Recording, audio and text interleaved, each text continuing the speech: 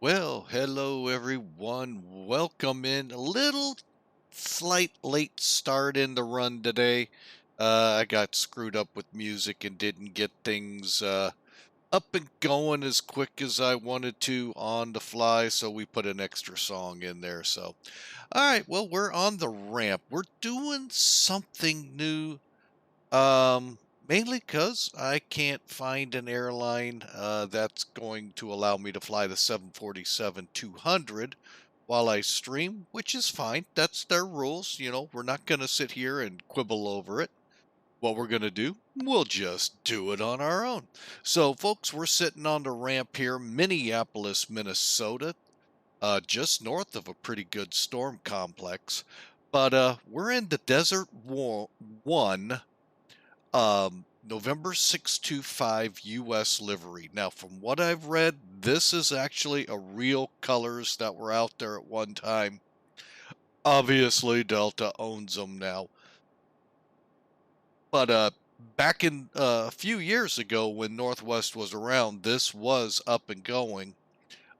We actually saw a couple of these, not this one that, well, I know not looking like this, but we did get a couple of these on the ground at Mid-America going to, either Afghanistan, you name it, over in the Middle East. They were going somewhere over there. Of course, they're not going to tell us. I mean, why should they, to be totally honest? But anyway, this is the Desert Storm 1 colors that Northwest carried. So, we're going to, folks, before you go, whoa, we're going to be going a long distance. No, not really. We're actually going the opposite direction. We're going 600 miles, okay, close to 700 miles over to Denver. So, and time permitting, we may actually pop a second flight. We'll see how that goes. That's about all I'll mention on it. But we're sitting on the ramp. I believe, let's pull up. I think it's Gulf 4. Yeah, Gulf 4.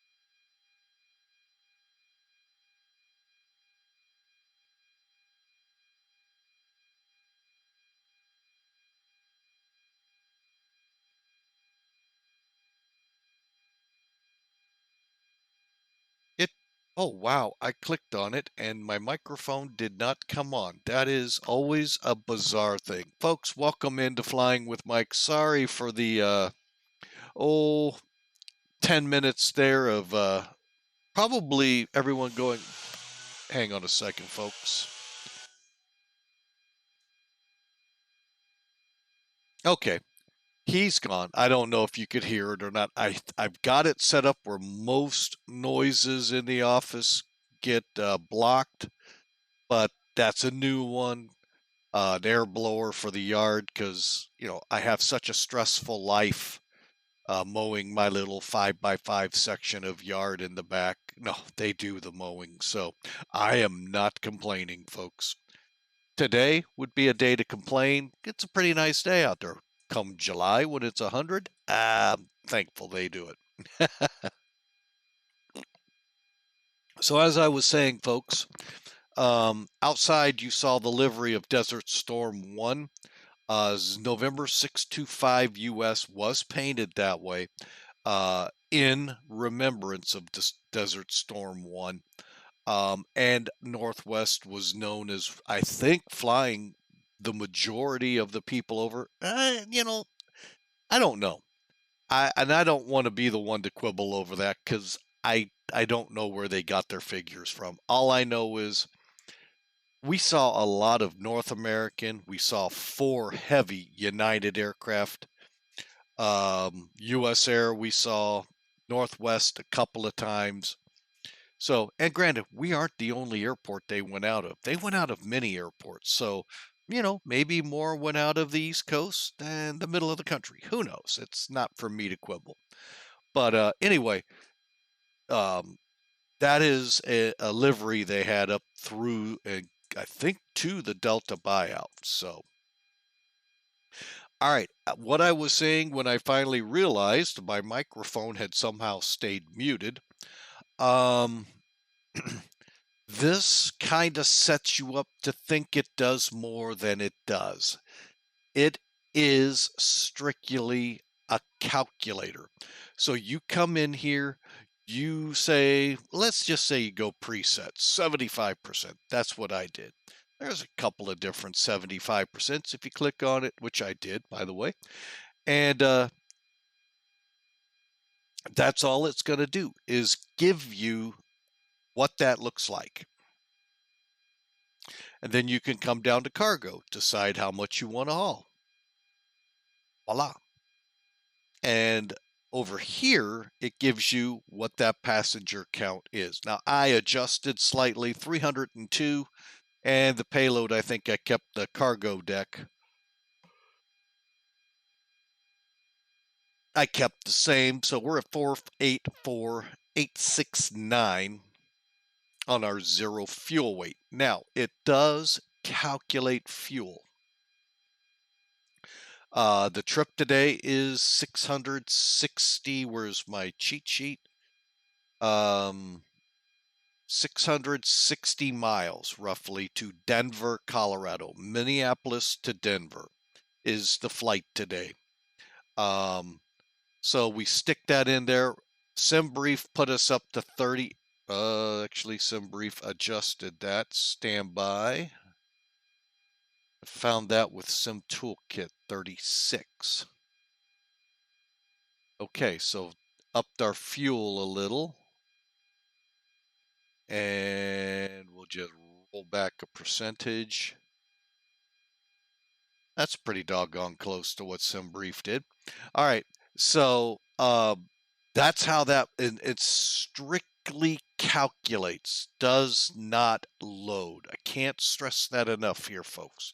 2 other options on that EFB next when we go back to it allow you to physically load the plane. Okay. Also in the fuel calculator, you can stick in the distance to your alternate. Take the number from SimBrief. Okay, in this case, Colorado Springs, distance 98 miles. So I put 100 in. Now, 5% is a lot of times what airlines will use for a contingency plus a taxi of 20. I just got it up close to where we're going to be. Okay, and then here's the breakdown, how it looks. So those of you kind of used to seeing this from SimBrief, this kind of makes a little sense. But we're going to use it here in a second to physically load the plane. All right, so we'll come back to this and load it up here in a moment. Actually, let's go ahead and get the fuel in. All right, so we're going to use load sheet. So we want to bring this bird up to 67861.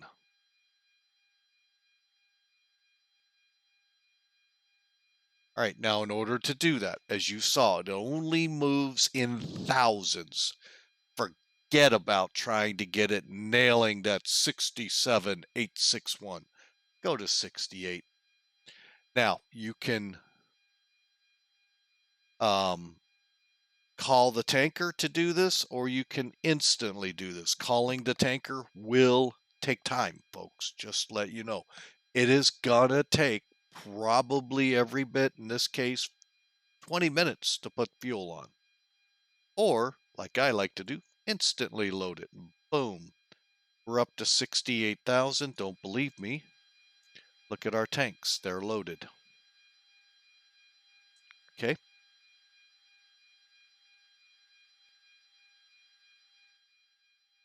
All right. And we can do the same thing with the payload, but I'm going to wait till we get the APU up and running. Okay, folks? So let's come back.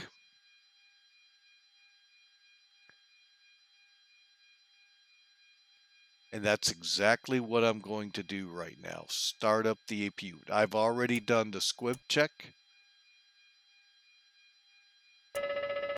And we'll just do it again just so you all can see it. The tests of both A and B. Okay, so everything's tested out good. Let's one click up gets the initial checks, but more importantly, the door opening. Keeping galley power off at this time. Packs are off at this time as well. Door is open when the light goes out. Click up. And you can see it firing up. Here, I can actually do this.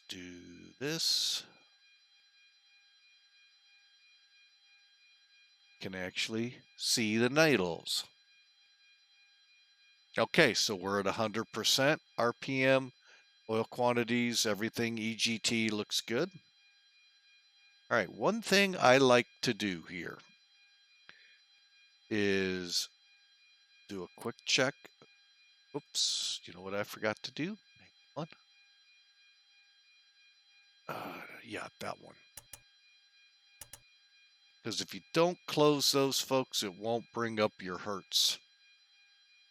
Or I'm sorry, your voltage. So back up, good. Back up, good. Now we can connect the electrical power to the bus. Now we're off the external power. Running on internal power, and I'm going to go ahead, come back over to here. On the ground, I'm going to go ahead and disconnect. Cockpit to ground. Disconnect ground power.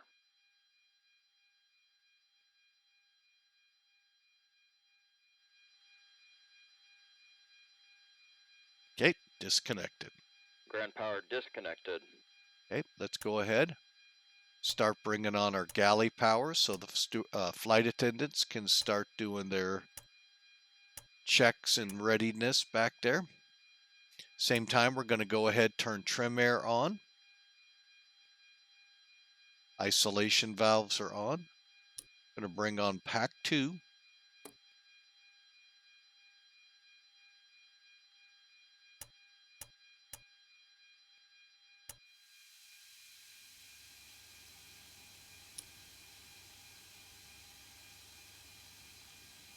Okay, I did something wrong. What did I do? Trim air's on.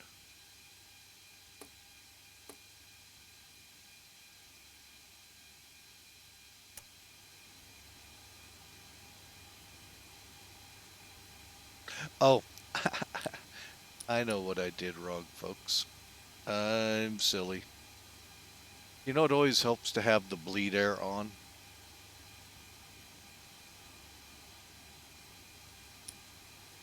There, we got air going in.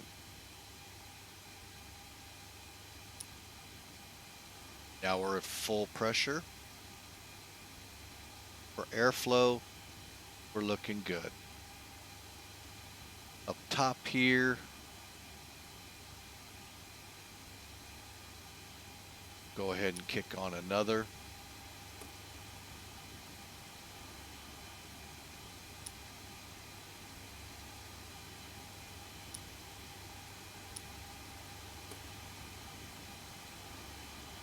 Okay, everything's looking good. Packs are on auto.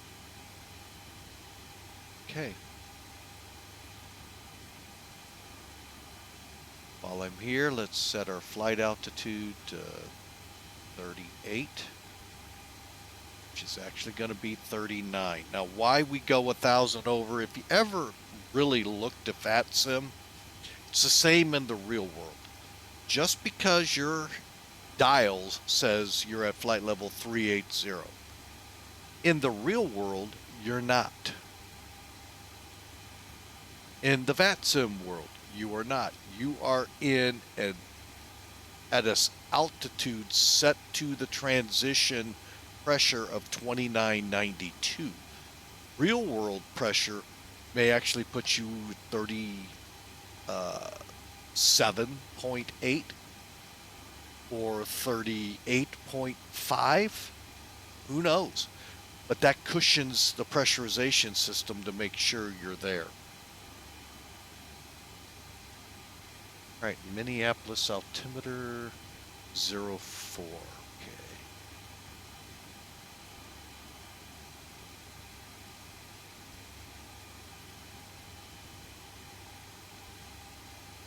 Okay. Okay, we'll have to interpolate. There we go. All right, we've got air into the cabin.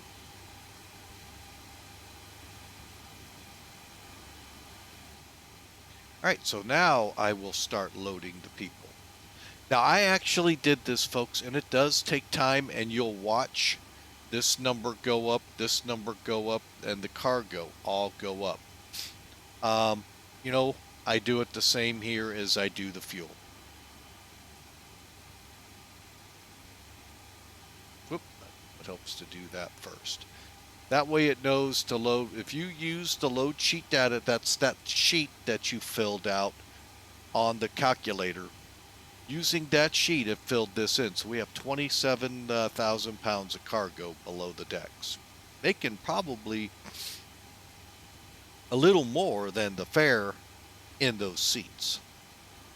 So again, we can board it, load it, real world style, which takes, well, you've seen it, folks, 15 to 30 minutes, depending on type of aircraft, up to as high as, you got 302 people going on board, folks. That's double what you're used to most airliners.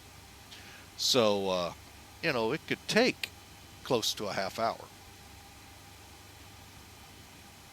let alone all the cargo going underneath. So we just do again instant. We got our 15 crew, 302. We're all passenger loaded. Let's just pull up the map. It's going to have us zoomed in Minneapolis. And we're done with that. All right, so everything over here is ready to go, minus when we're ready for the checklists. So currently the panel is set. You look at my fuels, 16, so that'll bring it up. So as soon as we get comfortable into our climb, we're going to open our reserves, because, folks, that'll even, actually, we could maybe, we'll watch it, and if the reserves get low, we'll punch them in. If not, we'll leave them. So just making sure we got, all right, let's head over here. All right, up top, we've already done a lot of the stuff here, folks. We're just going to push some things over to nav. All our switches are down. We're off. Body gear steering is armed. Ignition off for engine 1 and 2. Compass slaved. Now, this gauge does not work, meaning it's not going to produce the audible tones the cell cow would, or the you would hear with the HF. And believe me, that is annoying. So, but I just turn them on just for the realism. Wheel well. Test again for this. Good. We're in a line. Start valves closed. Emergency lights armed. Seatbelts smoking are lit off. Wipers off. Oh, sorry for the sniffles, folks. Again, we're in nav. Engine 3 and 4 off. Slaved. No tests here. Finally, turned on Essential 1. Essential on. 2 on. There are the radio masters. Okay. For now, we'll leave the anti-ice off. Good test. Good test. And our anti-ice. Got the lights set. For up here, navigation lights are on, logo lights are on, and that'll check every light bulb up here, as well as down here. Everything's lit up. Switch off.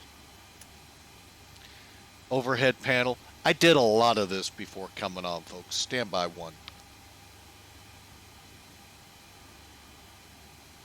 Didn't want to cough in your ears. Sorry about that.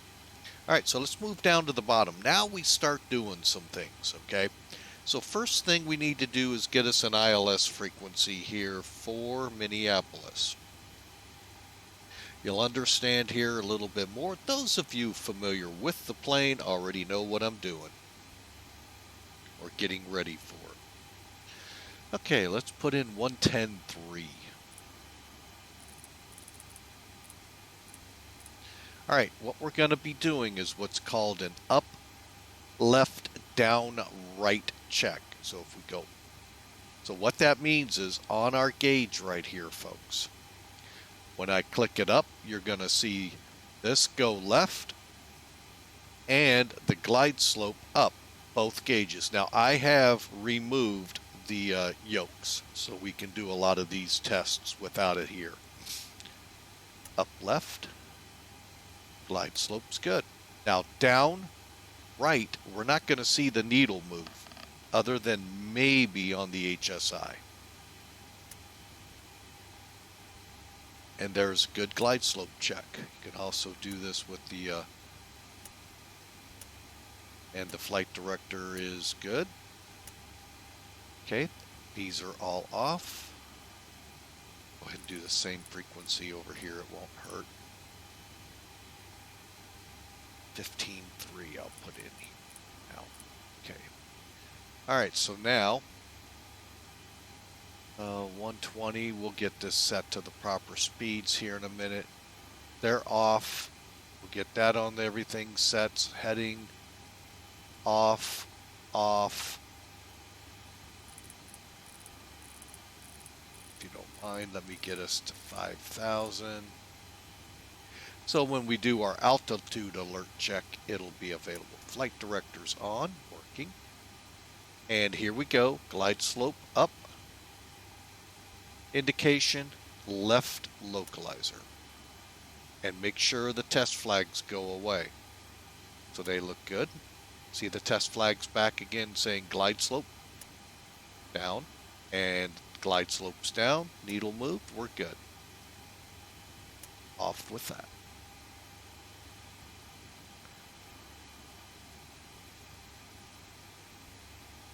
Okay, also want to make sure our switches are in radio, and then we start working our way across. Alright, let's do a test of the gyro. Looks good. Now this will have an audible with it. Okay.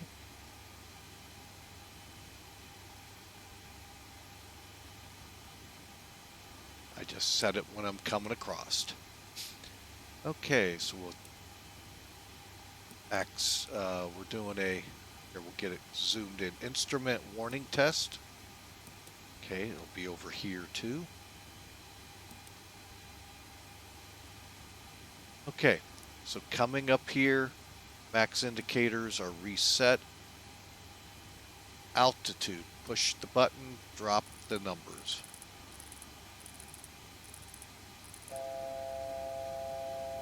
Y'all know that tone probably pretty well. We'll set it back to 5,000. Okay, next up, ground proximity. Pull up, glide slope, glide slope. Pull up, glide slope, glide slope. Okay. Next button, all it's going to do is light up an indication on our ECAS. There it is, rudder ratio, rudder ratio. Hey, it matches. While we're here, push to test, push to test 1. Push to test is green 2. Nothing else, right? Sure I didn't miss anything. Okay. And now we're over to the co-pilot side. Guess what? He's got everything the same too. Minus one thing. Okay, good test. Okay, and when we test the radar altimeter, no audible. And I don't understand why, but no audible. I'm wondering if I've got a feature turned off, that's why. Okay, back over. Set. Okay. Now, just because I move this to 50, all I'm doing is warming up the CRT. It's still in the off mode, that's all. All the guards are down, good. Coming across, all the guards are down and good. Pressure is green. Got a green light for the gear being down, and we're 0 and 0. Flaps are 0. Speed brakes are down. Fuel idle cutoff. Parking brake is set. And now, this radio, you can actually turn them down, folks. So if you get that obnoxious controller that thinks he has to be heard over everybody, you can dial him down. Just be mindful, when he calls you, you may not hear him. So keep that in mind, folks. And we can turn up the PA.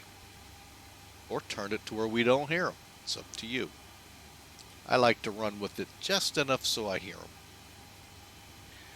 Alright, so we're going to run 123.45 here in the middle for our standby. And the only reason I run that one, I just like the way it sounds.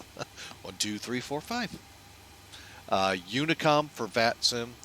A Unicom Real World over here. Plus it's a Unicom channel if you're ever in the world of POSCON. And of course, we all should know this one is the International Mayday Channel, Emergency Guard Channel 1215. ADFs are below and just fine. And I am going to put us on transponder because it puts us to mode C on our X-Pilot, which is the client to get us onto VATSIM. Next row, we're on TOD. Now, as we go through the checklists, they're going to want us on GA, go around. Again, sorry, I was about to cough in your ears. I keep it on TOD. I've been told it is the takeoff dry setting. For all I know, it could also mean takeoff D rate. I don't really know, folks. But we'll move this up to standby, and we'll put the radar up 5 units. Everything else looks good. Lighting looks good. There is a way to test this. I'll be honest, I have yet to read up on it, and I apologize, folks. I do not know how to properly test it, plus to be able to test it, I'd have to do it in a way, and I just can't, I can barely get it to where you can see it, but I can't read what comes out. Because when you push test, you're looking up here, and it's real hard to make things out. For me. Final, let's do the takeoff check. Basically what this is doing, are you configured when I push those throttles to go? Well, when I push those throttles to go right now, I better not be. But that horn is only tied to number 3. And that's what you get if you're not ready. If the computers or the aircraft is not configured, that's the horn you get. Trim's in the green, or a trim has a green light. Whether we're green or not, we'll decide if we extend the green light this way or this way to get it into where the trim will be. And with that, we're going to come up here, put the route in real quick. F plan KMSP. Those of you on the INS system, these would look like INS like that. I don't want to deal with it. I dealt with it for quite a while with Ready for Pushback, I think it was called, 747-200. And then I didn't do something on shutdown and it crapped out on me. So I've stopped using those since. And we're MAC 0571. And connecting up.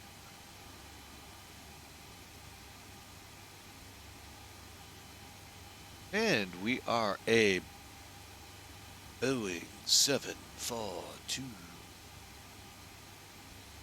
Connect.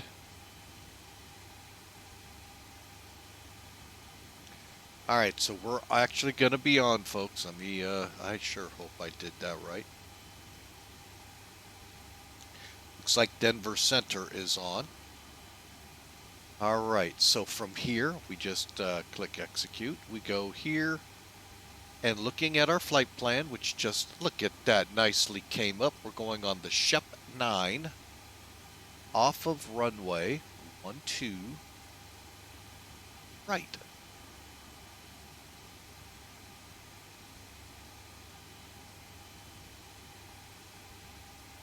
O'Neill transition. Let's go back to F plan. Next, from O'Neill, Juliet 144. And a lot of you are going to go, Mike, that is not the proper flight plan. Yes, it is. For this plane, it is.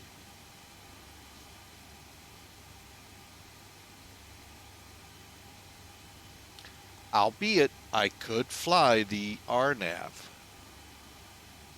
But by all technicalities, folks, you need to be on the lander on this one that's triggered off of VORs. Okay, so VNAV, next page, 36000. 000000. Okay, and we go to the progress page. Poof, we got more miles for some reason than we really have. I'm pretty sure it's the vector up there. So, no big deal. Like, ooh, we got double the mileage. Let's just double check. Yeah, vector to hug air. Just make sure. Hug air. is, oh, there it is. Okay, so we come off vectors, come around. Got it. Okay, and then we go direct hugger and then on. Okay. Nice. Over here, we'll stick it on progress. All right.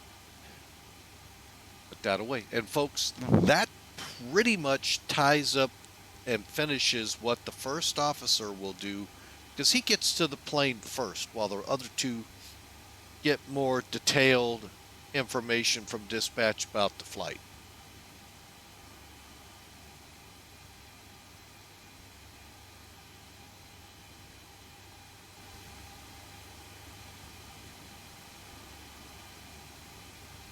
All right, so they are all on, and we are raring and ready to go.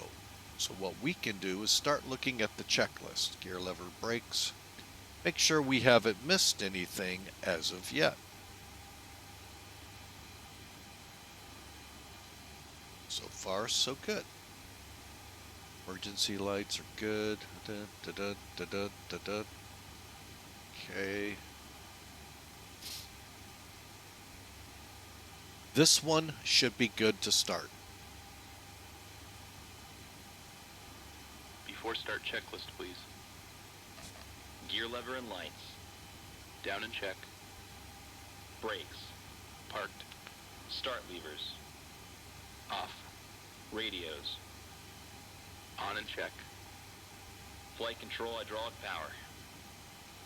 On. INS. Check and nav. Compasses. Slaved. Window heat. On. Seatbelts and no smoking. On. Emergency lights. Armed. Exterior lights. Okay. It is right now what this checklist, when they set it up, is pushback. Meaning you'd have your beacon on. Flight instruments. We're not going to have it on. Check. Altimeters and clocks. They're not set yet either. 1, 0, 2, 2. Set and cross check. Radio INS switches. Radio. Radar and transponder. Standby. Indicator lights. Check. Engine and wing anti-ice. Off.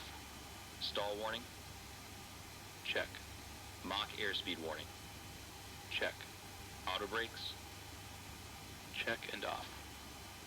Body gear steering. Arm. Anti-skid. On. Autopilot and flight director. Check and off. Takeoff warning. Check. Auto flight enunciators. Check. GPWS. Check. Instrument warning. Check. Flight director computer selectors. Check. Instrument source selectors. Normal. Reserve brake valve. Closed. Spoilers. Down. Static selectors. Normal. Oxygen mask and regulator. Check and emergency off. Brake pressure. Check. Stabilizer trim. Check and on. Rudder and aileron trim. Check. Checklist completed. Okay, that takes care of that one. All right. Like I said, the beacon and possibly wing lights were what they were looking for. Ladies and gentlemen, this is your captain speaking. On behalf of the entire crew, welcome aboard the Boeing 747 Classic. We will depart shortly after we have our clearance and the cabin crew is finished with their preparations. For now, I wish you a pleasant flight, and I will be back during the flight with further flight information.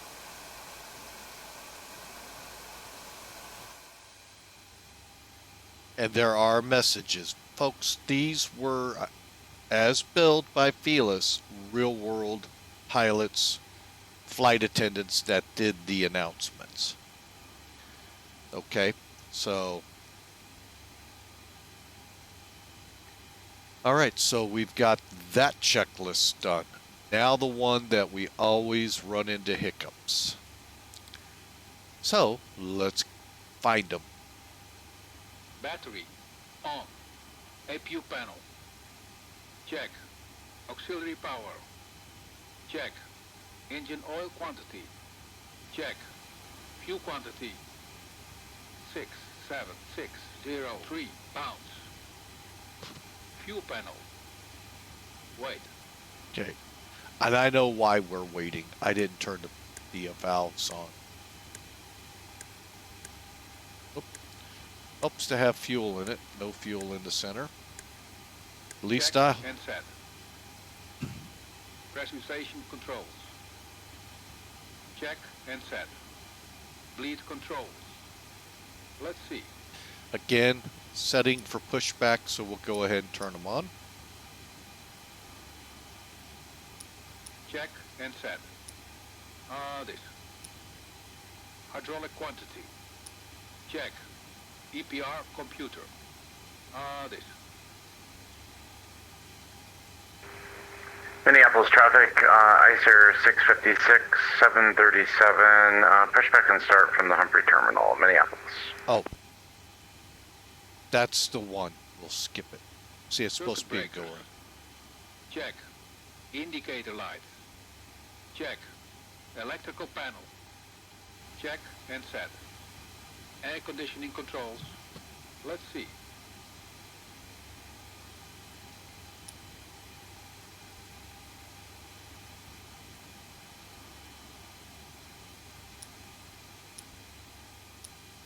Check and set.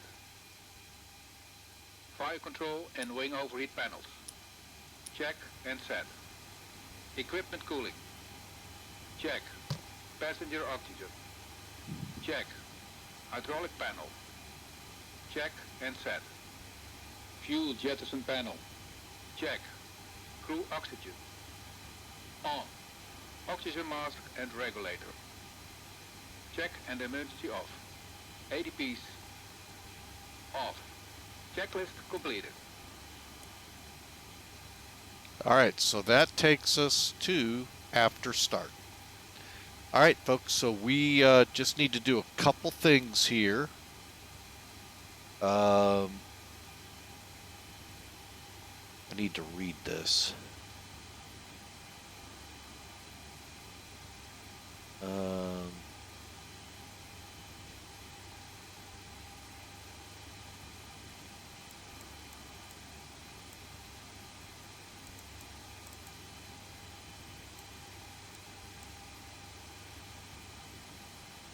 Okay. So we are now ready to go. Let's do our final rundown here. And what we're going to do is our performance calculations. All right. I am going to bring up the chart program. You can kind of see what we're doing here. Okay, here's the runway we plan to depart, 12 right. 10,000 foot long, 10,000 foot. Airport elevation, 840. We'll go 800. Runway heading, 121. I think we're going to have to settle for 120.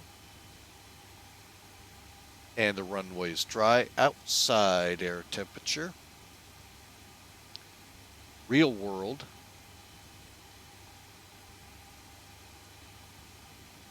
-17. Real world pressure 3004. Real world wind as of 1553.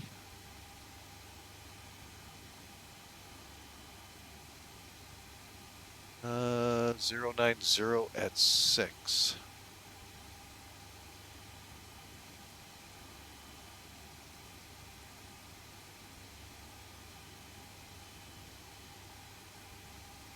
See, that's the difference sometimes between real world and the sim. All right. So we're 17 degrees, 3004, 90 at 6. Oop, Okay, and do I have clouds? Doesn't seem to be any. Okay, so we got a 131 V1. Hang on, I'm setting a gauge here to help us.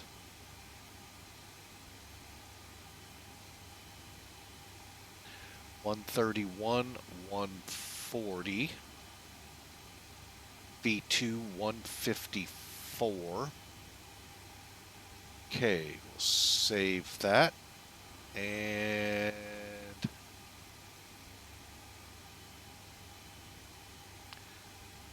get our ACARS system up and running. Okay, then we can back out here. You can see how the speed bugs are. If I click here, watch the speed bugs, those white lines right here on the gauge. They're right here. I want to make sure. Oh, my mouse isn't showing. There we go, right here. Set, and they're set. Okay. All right, now final on here. Stab trim needs to be at 4.5. Our initial pitch up is 14 degrees. Once we clear 10,000, 307 is what we climb. And this is flaps 10. Let's go flaps 20. That just changed everything. Of course. Should have done that prior. Sorry, folks. Just so I can get my ACARS program updated. Minneapolis traffic, ICE Air 656, taxiing to runway 12 rights via Delta and Whiskey, Minneapolis traffic. And 34. 47. Okay, that doesn't matter. It doesn't affect that. All right. So I made a slight change. Initial pitch now 12 degrees, but we're still going to push it up to 307 at 10,000. 4.5 on the trim. So let's look down here right now at what we're at.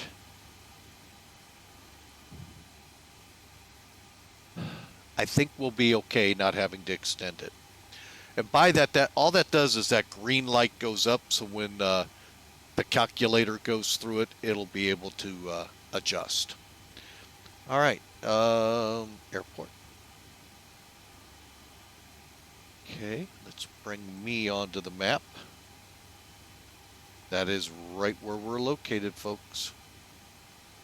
So we're going to push back onto, it looks like Bravo, and then take Bravo all the way around to Alpha 10. Okay, departure. Because now we're going to start setting up radios. Hang on. Okay, let's zoom in, actually. Read across here. Okay, the Shep 9 departure is not an RNAV, folks. It is VOR. So that's why I put 15.3 here, so we can actually track. The 232. Okay. Runway heading is 121.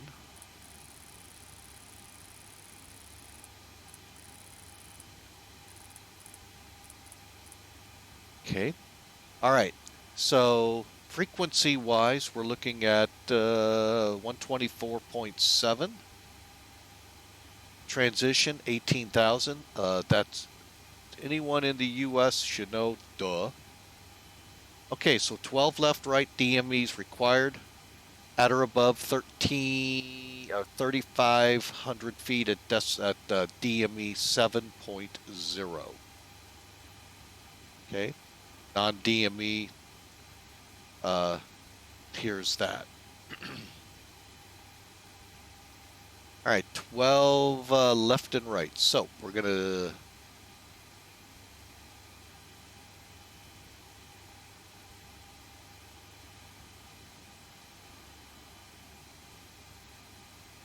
Okay, so obviously we're going to be turning... Okay, this does not make sense. Okay, so DME equipped aircraft, our initial climb. For assigned headings from 060 clockwise to 100. Well, we're going to take off on the 120. So I guess we're going to be making a turn. Okay, so decimal or DME 7 at 35 or above, 3500. Maintain assigned altitude if unable to comply, advise. And then on transition or assigned route, expect clearance 10 minutes after departure. Okay. Unique departure, nonetheless.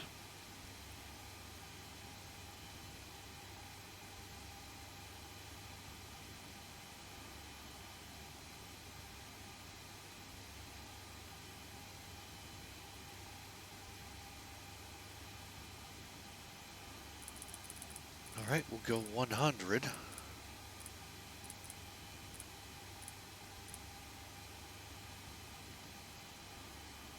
Okay, so what we'll do is we'll go off, we'll make a turn to 100. At 7 miles, we'll begin looping ourselves around to intercept 232 out to Hugger. And then on as you see here, folks, Hugger to McConnell at or above 3,100 feet. Folks, we're already above 3,500 feet back there, so we'll have all of these beat. Worthington at or above 16,000. Then on out to our transition of O'Neill. That's pretty much our departure, folks. It is bizarre out of here.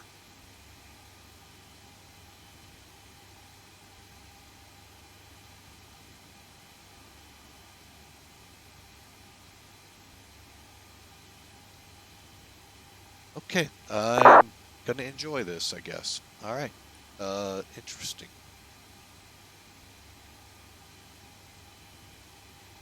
So at or above 3,500 feet at DME 7.0. Okay. All right, and on DME 2, let's go ahead and put in Worthington 10.6. And that'll be 225.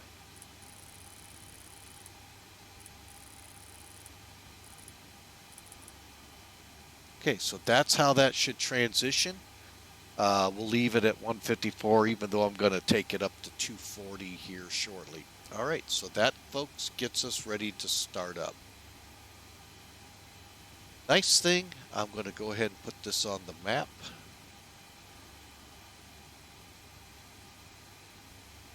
There we go. Oh, yeah, I don't have to do that. Okay, cool. 20.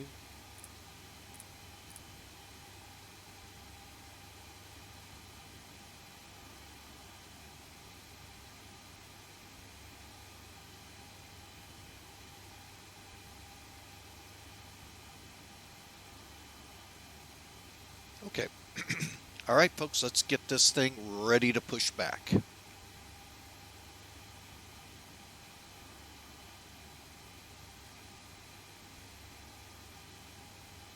Ground to cockpit. Please show me where you want to go.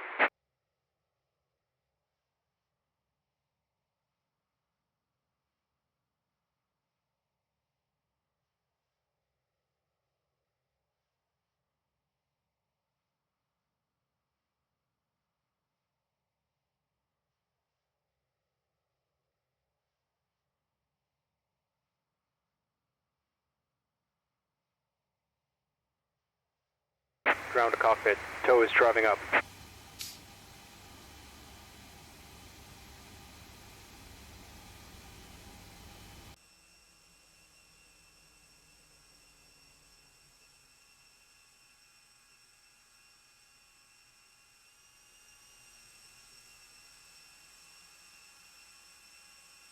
There it is.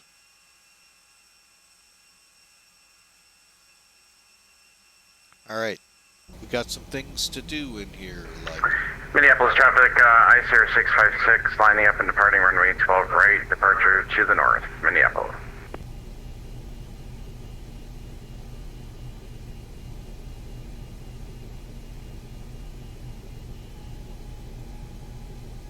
Okay, all doors and hatches are closed. Ready to connect.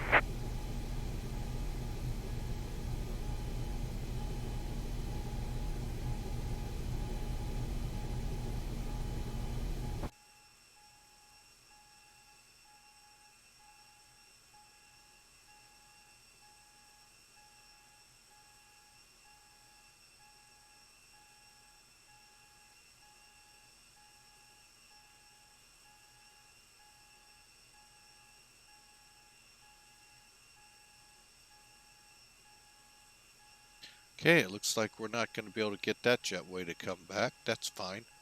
Get in here and get our chocks gone. Cockpit to ground. Remove the chocks. Tow connected and bypass pin inserted. Release parking brake. Shocks removed.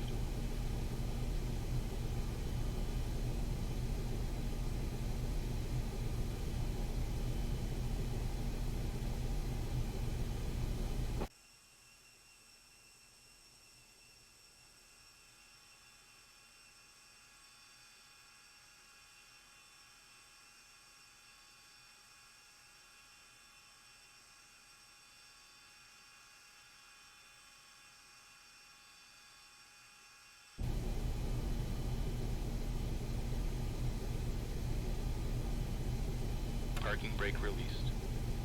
Starting pushback. And you may start engines. All right, folks, here we go.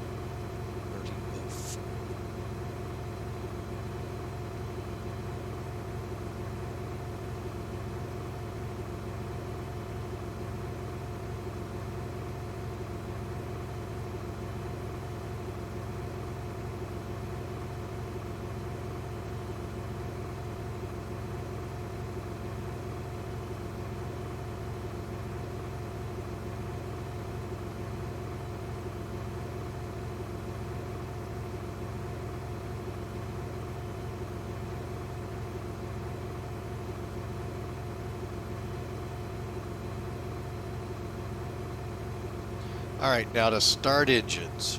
All right. I always start with number 3, and I alternate between 1 and 2.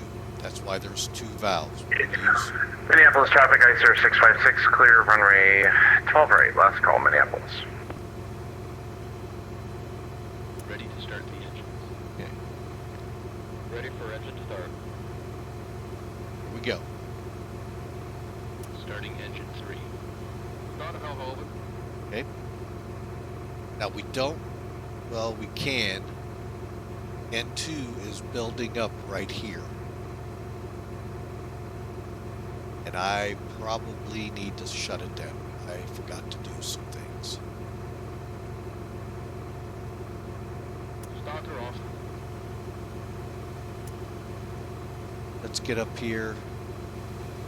Packs off.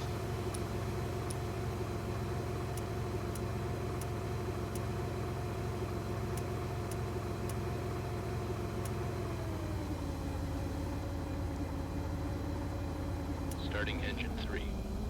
Start of Hellhoven. N2 unfortunately has to be watched on the, there it goes up a lot quicker. And they'll tell you. 20% and 2. Fuel on. See Lights it. up. Operation complete. Building. Set parking brake.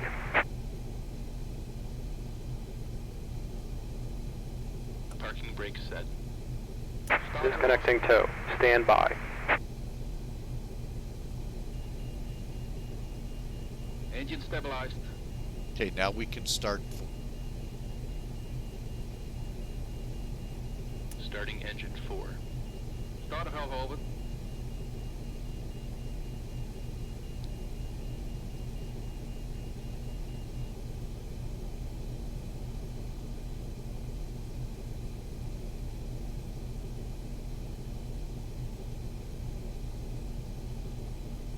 20% and 2. Fuel on. Light up.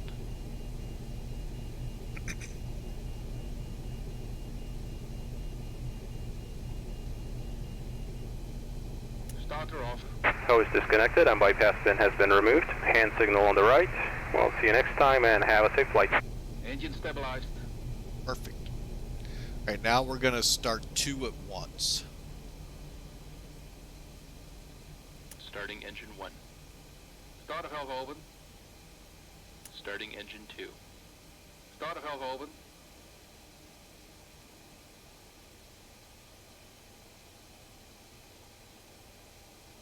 Perfect.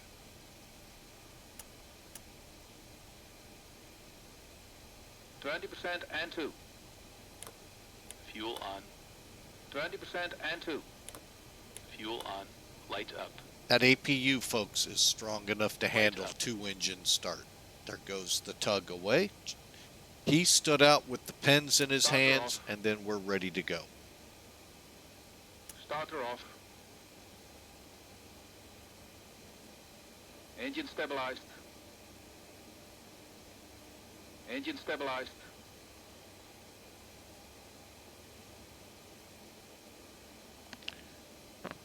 All right, folks, sorry for that.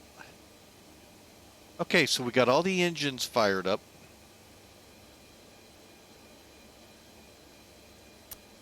Okay.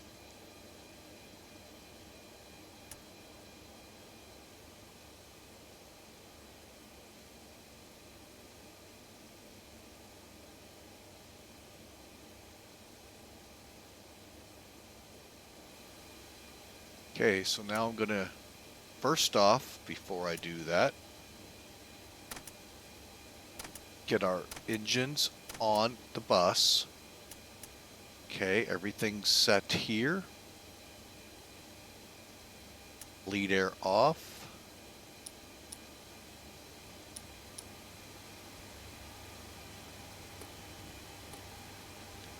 Okay, and I'm going to go ahead and get our packs, or our galley powers turned back on. Okay.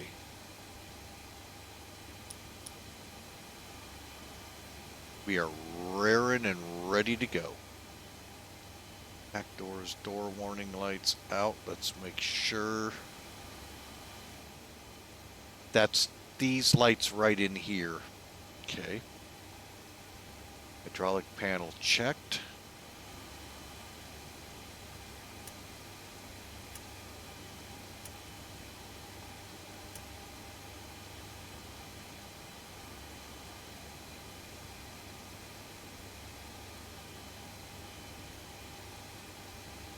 All right, here we go. You can start it from here, folks. After start checklist. Flight recorder. On. Start switches. Off. Beacon lights. On. Brake pressure. Check. Start levers. Idle detent. Engine and the ice. Off. Electrical panel. This.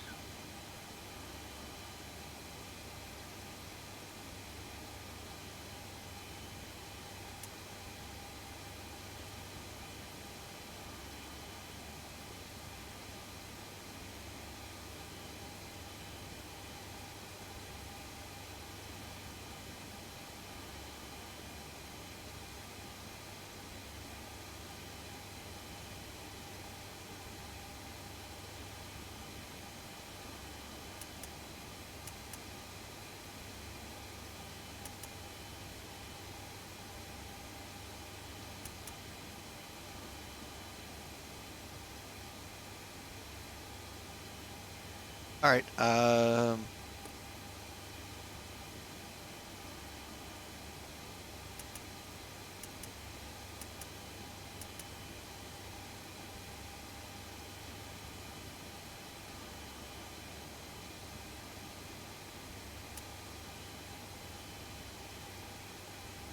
I always get, this one always throws me. Which one?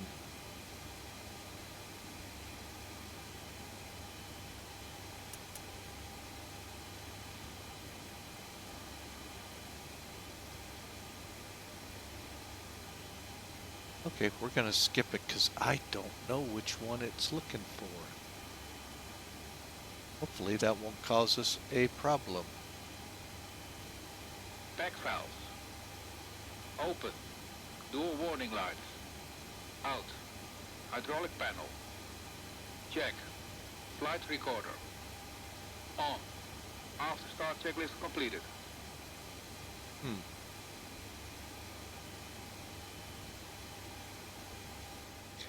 Alright, so flaps to 20.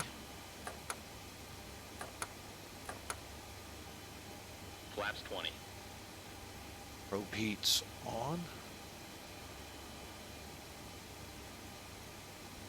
Oh, trim.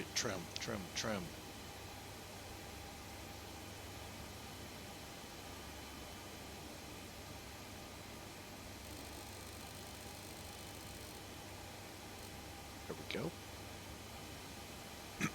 Flight controls. Okay, so we're going to bring those back now, folks, so we can go.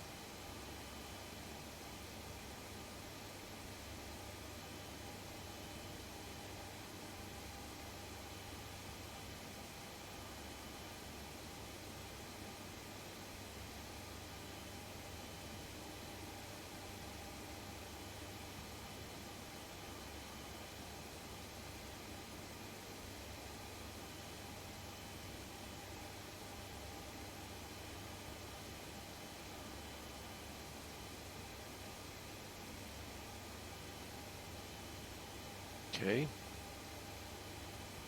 Yaw dampers are on. Fuel heat checked. Totalizers checked. Engineer panels should be good. Not yet. Okay. Here we go. Taxi checklist, please. Flaps. Flaps 20. Flaps 20. Takeoff data. EPR and airspeed bugs. Set and cross check. Stabilizer trim.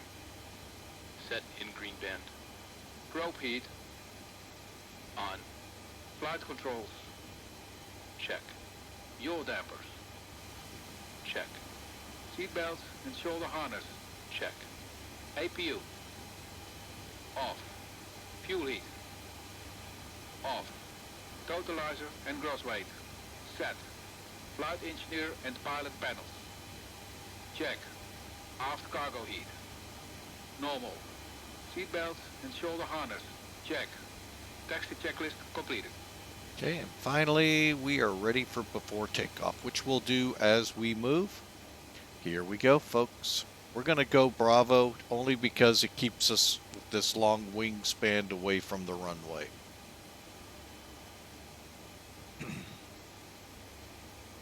Parking brake released.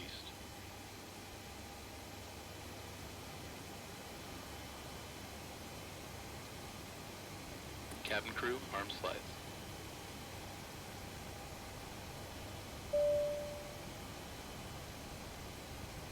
All doors are closed and armed. Ladies and gentlemen, this is your chief flight attendant, and on behalf of our captain, I wish you welcome aboard. Please keep your seat and fasten your seatbelt. And also, make sure The reason we'll run the before takeoff a little further down, the body gear steering we're going to have to skip because we need it to get on the runway. But once we're on the runway, we'll turn it off. insert the metal fittings one into the other and tighten by pulling on the loose end of the strap. To release your seatbelt, lift the upper portion of the buckle. We suggest that you keep your seatbelt fastened throughout the flight for your own safety. If you are seated next to an emergency exit, please read carefully the special instructions. Alright, let me make sure nobody's come up in our region. In the event of an emergency, please ask a flight attendant to detain you. There are several emergency exits on this aircraft. Please take a few moments now to locate your nearest exit. In some cases, your nearest exit might be behind you. If we need to Oh, evacuate Denver's you, gone down too. level lighting will guide you towards the exit. Doors can be opened by moving the handle in the direction of the arrow. Each door is equipped with an inflatable slide, which may also be detached and used as a life raft. Oxygen and air pressure are always being monitored. In the event of a decompression, an oxygen mask will automatically appear in front of you.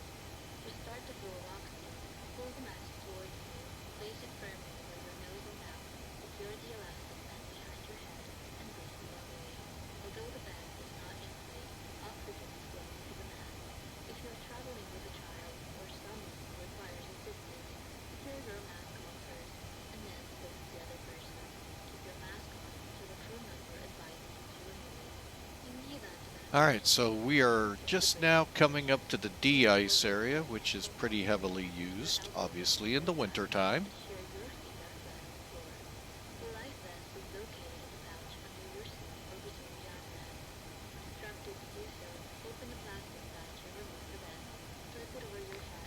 And we're underway. We're about a half hour late, folks, which, if you're with Flying with Mike, that's a little later than normal, but really we got going at about this time, so we're pushing it okay.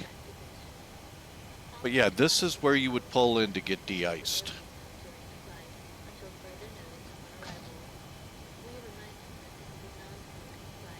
Alright, pull the power back so we don't get too fast here. Remember, folks, we're trying to stop a 550,000 pound vehicle. On a dime, not gonna happen. Even with 16 sets of brakes.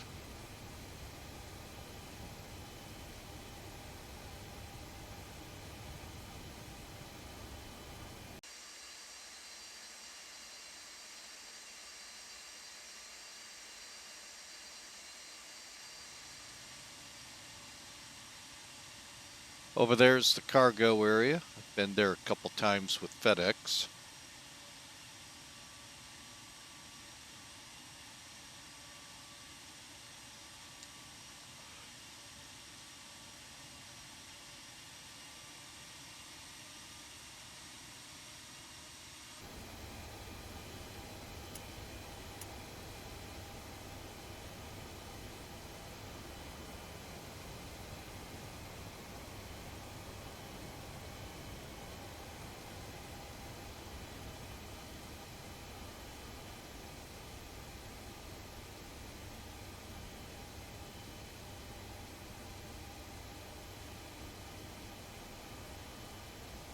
Alright, let's do that before takeoff check, shall we?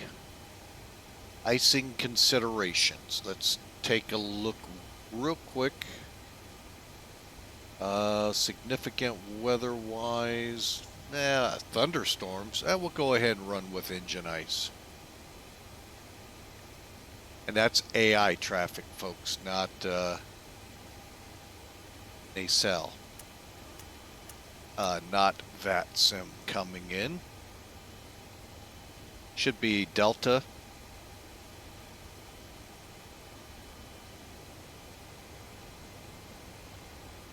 Okay.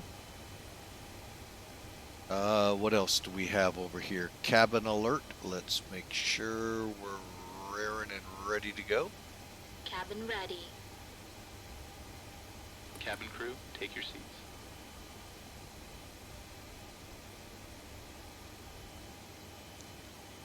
Okay. Transponder. Let's get that switched into the proper mode. Radar on.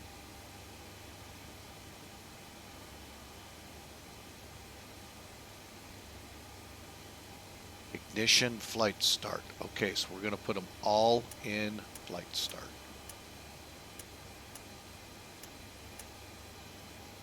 I do all of this now. Body skier we'll keep. Pack valves closed. We'll skip it. Pressure mode on. Cross feeds checked, and they are good. Let's do it. Before takeoff checklist. Icing considerations. Check. Cabin alert. Check. Transponder. Check. Ignition. Flight start. Body gear steering. Damn. Nope. We're skipping it. Pack valves. Let's see. Pressurization mode selector. Auto. Fuel boost pumps. On. Cross feed valves. Check. Before takeoff checklist completed. Alright, here we go.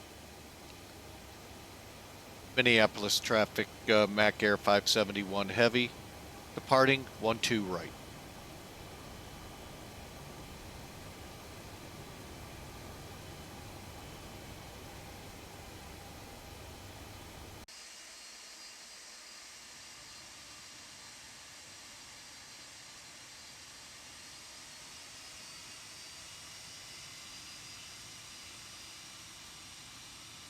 And if you could see that down there, folks, you can see the inner wheels turned to help on these turns to save tires and help them around curves. Big plane, folks. Believe me, you ever see one in person, you'll... and they're hard to find now. If you're not a cargo airport, you're not going to find them. For the most part, that's where they're relegated. Wing lights on.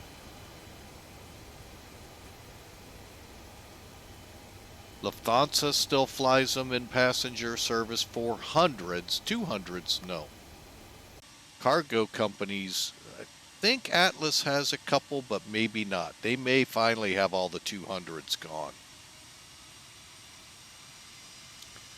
in favor of the 400 and the Dash 8.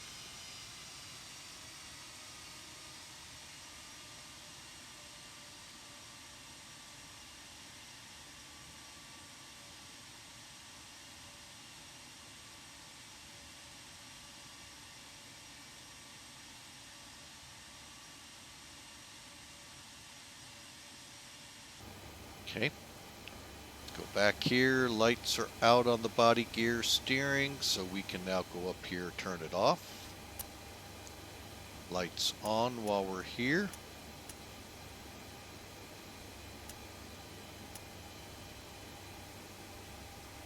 Pack valves.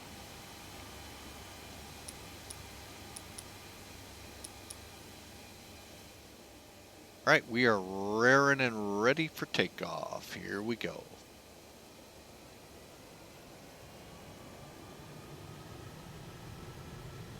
Stabilized.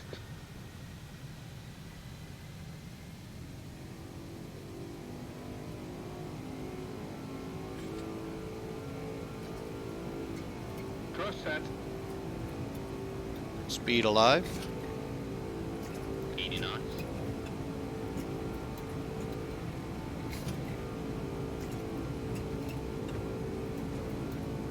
V1.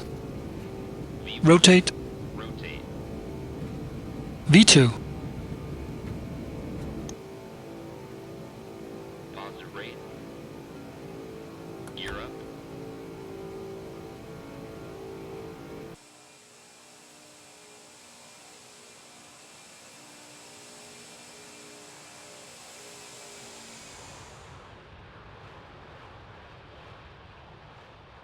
Gear up.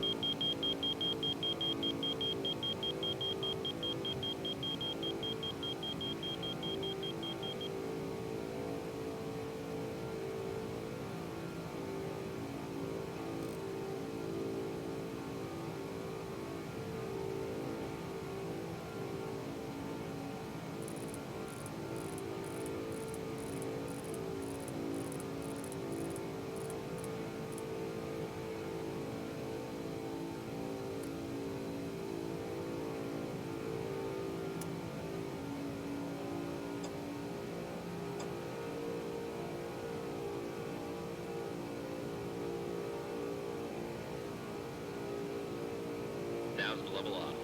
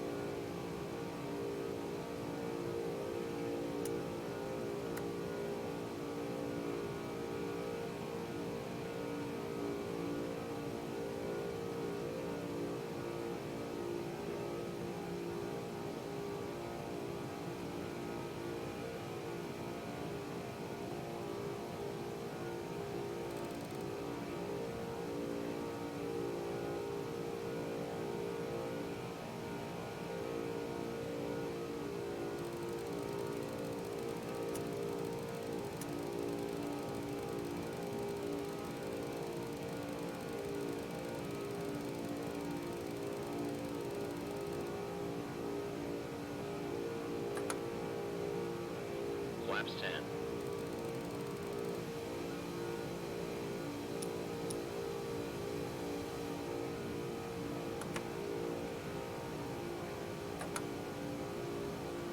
Flaps 5.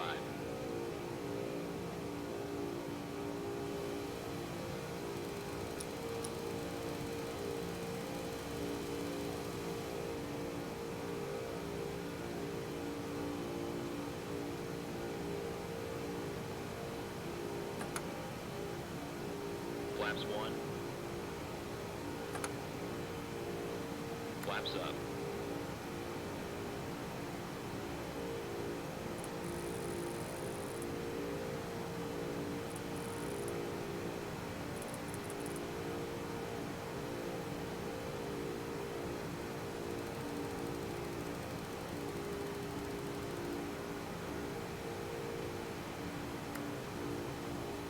Okay, still a little rusty in this plane.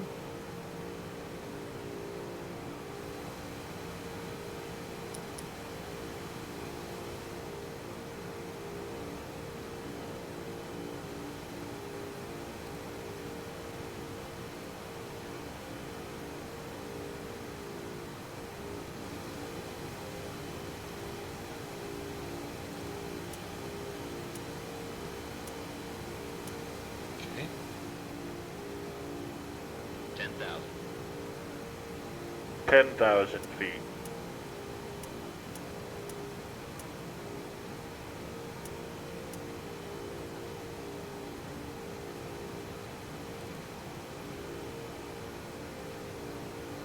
Let's go ahead.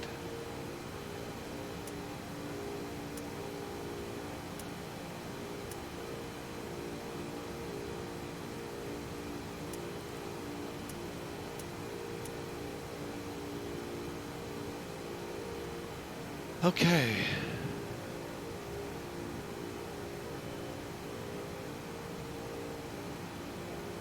After takeoff checklist. Gear lever. Off. Landing and logo lights. Off. Ignition. Check. Seatbelts and no smoking sign. Check. Pack valves. Open. Fuel heat. Auto. After takeoff checklist completed.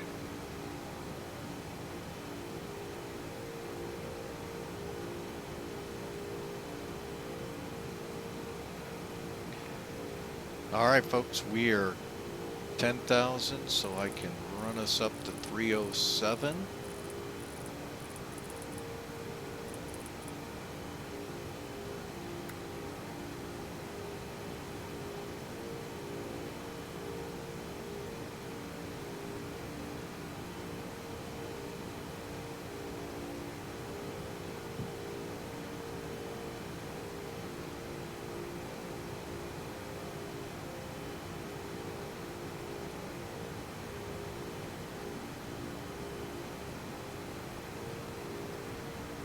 Okay. All right, folks, we're on our way. About 6 minutes into the flight, folks, and I am going to turn us a little more to the west.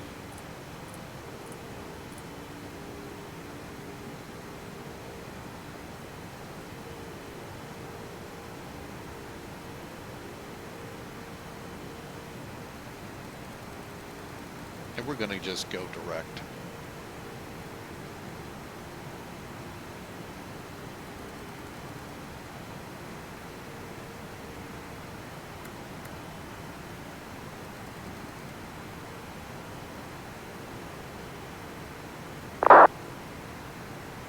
We're just going direct, Hugar.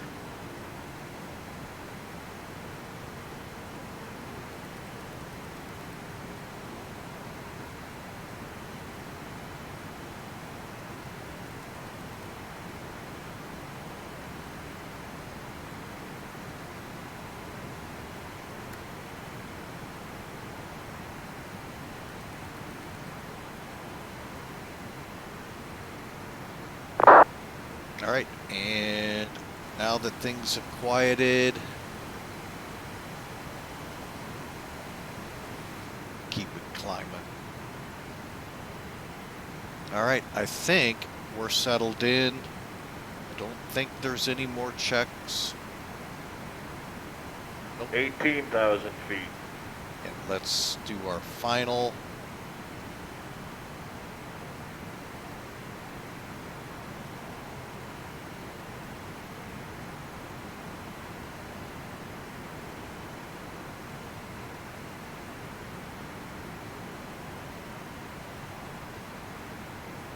Okay. There we go, folks. We are climbing away. As we reach point 83-ish, I will command us. Wait a minute. Which way are we going? Okay.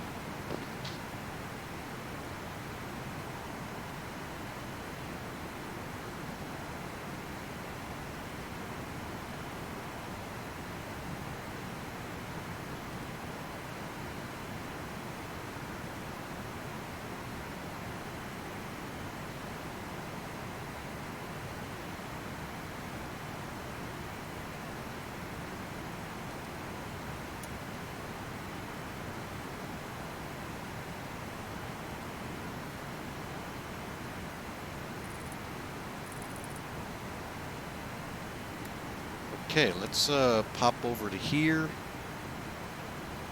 We're coming online. No, we're not. Thank you, gummit.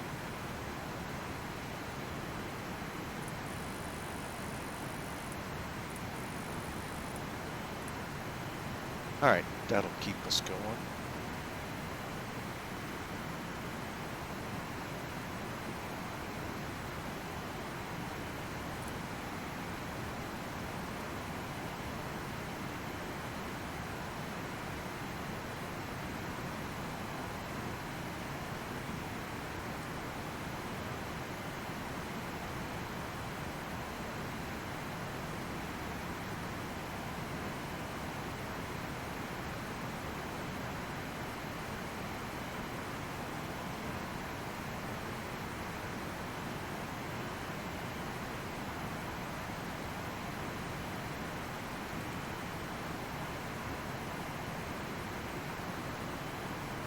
Okay, there we go. I'm just going to push us because we're south of that.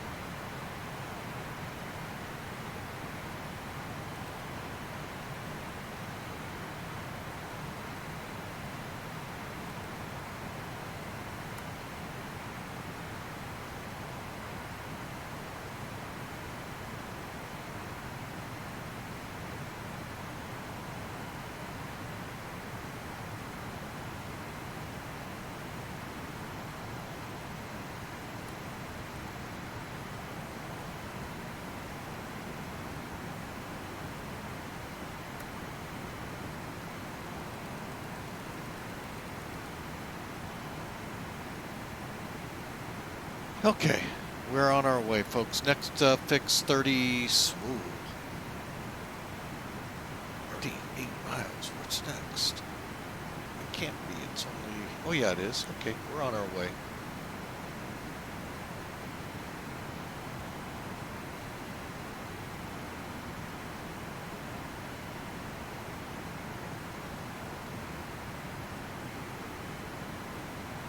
And the fun we can have, folks, is come over here and we can actually set it into here.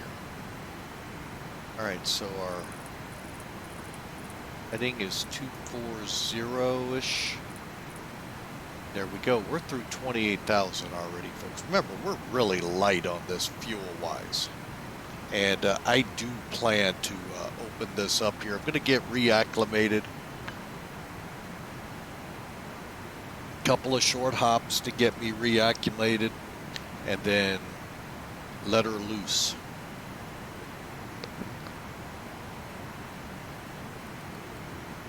Okay. We're at 7.78. We're going to want to get up to at least 0.83.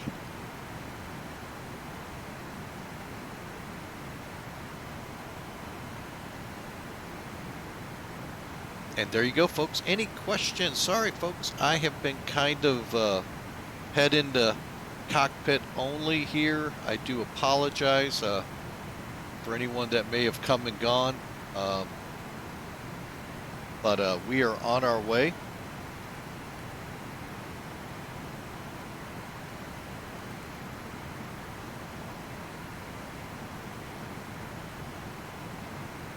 Here's that band of storms I mentioned south of Minneapolis in the beginning. Okay, so there we are, wound up on climb.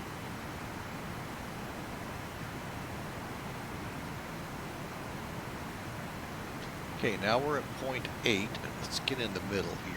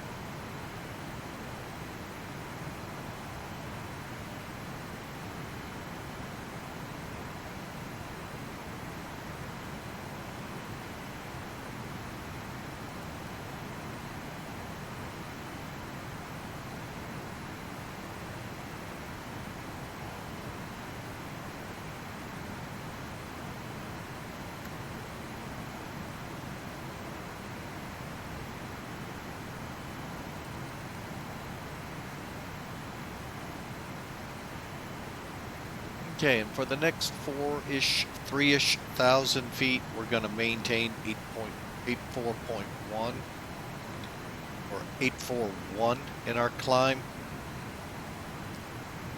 And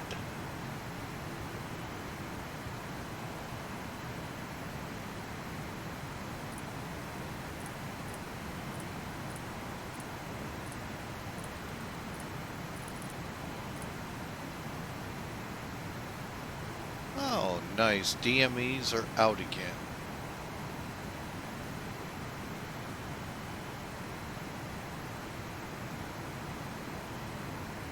Okay, that's cool. Let's should be picking up 10.6.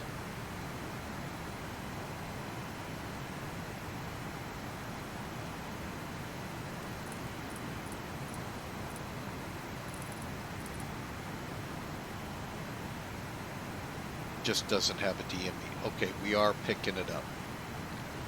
All right, so let's go to O'Neill 113.9.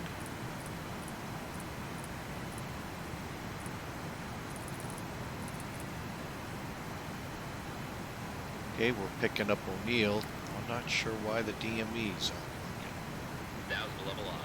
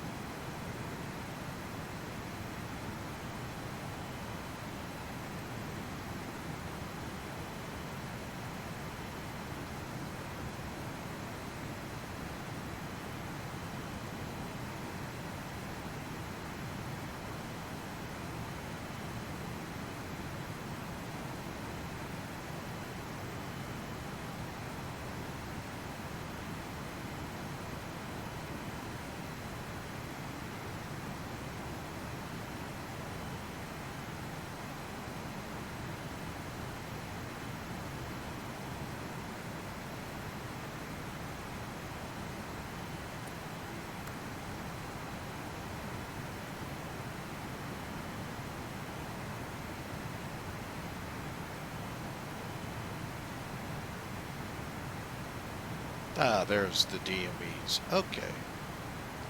Who knows? Who knows? Let's see, does it not work from this position?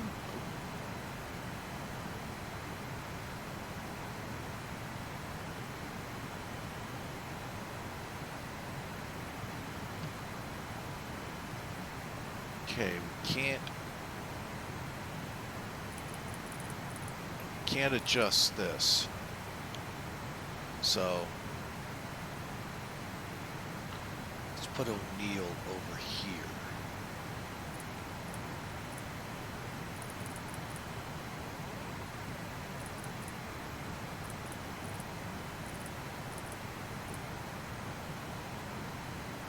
O'Neill, we're going to take the 2, 3.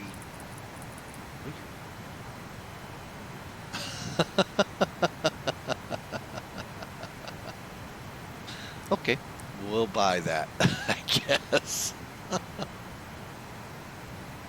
All right, we're almost on it. Just a slight variance off. Okay. All right, so we're on our way. Center up. There's Worthington. Then we'll head to O'Neill. Then there's Worthington. Then we head to O'Neill. Then on to the arrival. Game plan, 16, you know, I haven't really looked at that.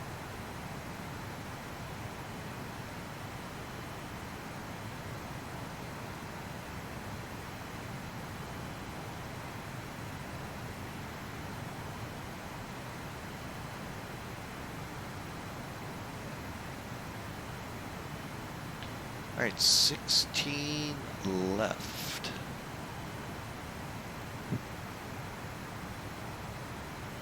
And we'll come off Kipper.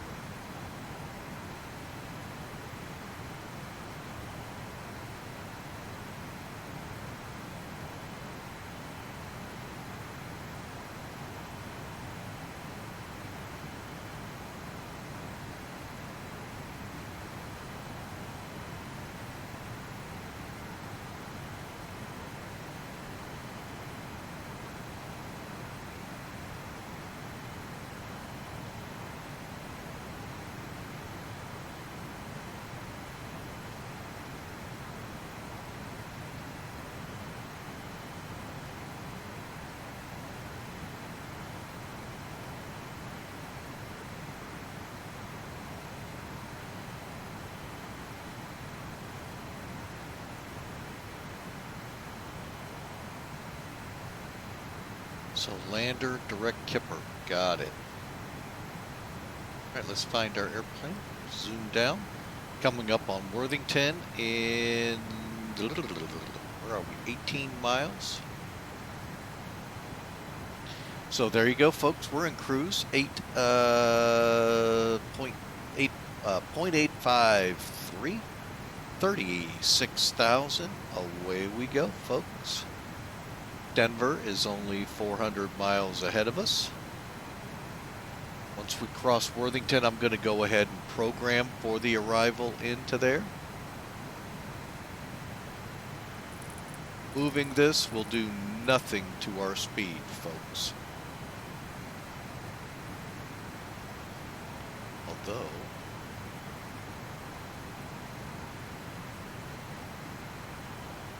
there we go. That shouldn't affect it either. So what we would have to do is come off the auto throttle, get around 8.5 and then punch it back on. We're fine. Looking at our fuel.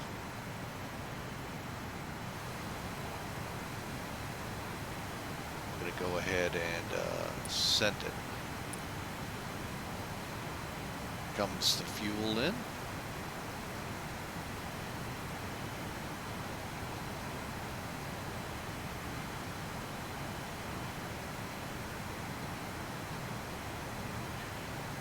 All right, and they're draining in. Everything looks good. We're in cruise temperatures. Comfortable for the passengers. All right.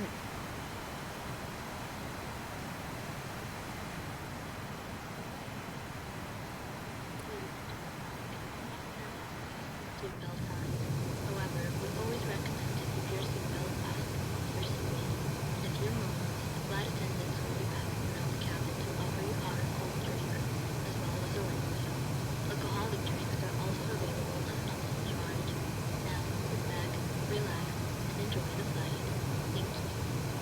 Alright folks, and as you can tell, the aircraft is going into a turn, headed to Worthington.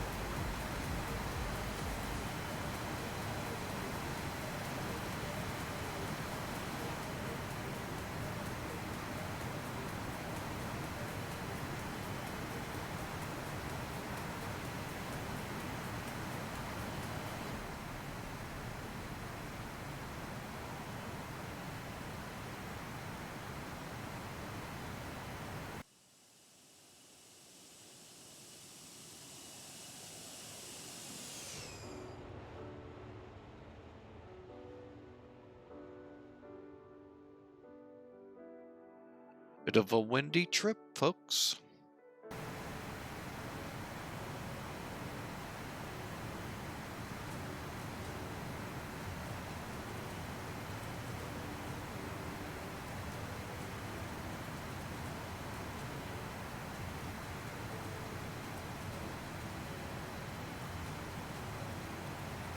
right, let's go ahead, set up the arrival in there. Since Yankee is showing up, O'Neill is now 127 miles, roughly. Yep. Okay, so approach. Denver. Landers. Yankee. 16 left. Kipper. Execute. Yeah. I know. Alright, so Yankee.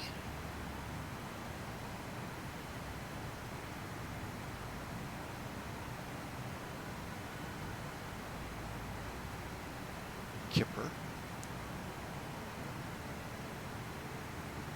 There. Alright, now, en route, let's take a look at this, shall we, Landers? Sorry, Lander. So from Yankee to Sydney. Okay. Then Fonto. Libby. Lander at 17,000.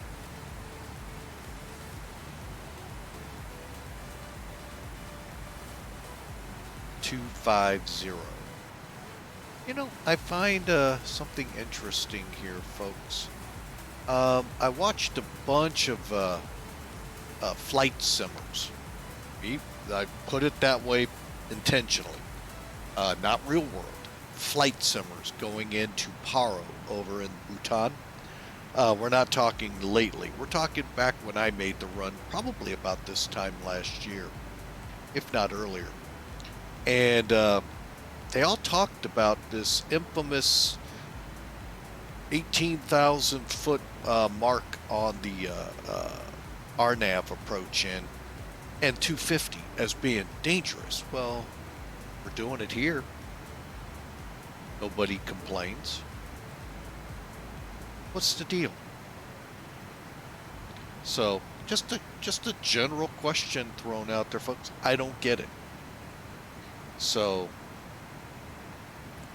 not a real world commercial pilot, just flew little Pipers and Cessnas. Folks, I couldn't get to 17,000 on a good updraft.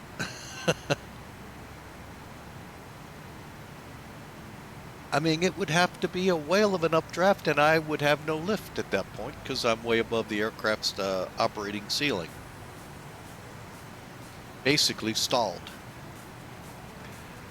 All right, so 250 lander, we got that, and that's where we make our turn to Gipper. And Gipper is our initial to getting onto the 16 left ILS. For selfish reasons, I chose 16 instead of 17s because I'll come off and right into the ramp. That's all, folks. 17, it's a long taxi back up. Choose your devil, folks. Alright, and I did not select my runway. Shameful on me. Hang on, unless I erased it. Boink. Alright, so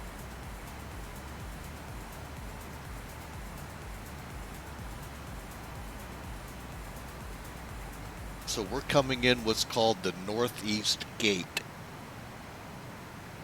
Now, the reason this is not an RNAV is basically Sydney controls Yankee, as well as where the two meet from O'Neill to where Sydney meet on those radials. That's where Yankee is, so you can use and track off your VOR.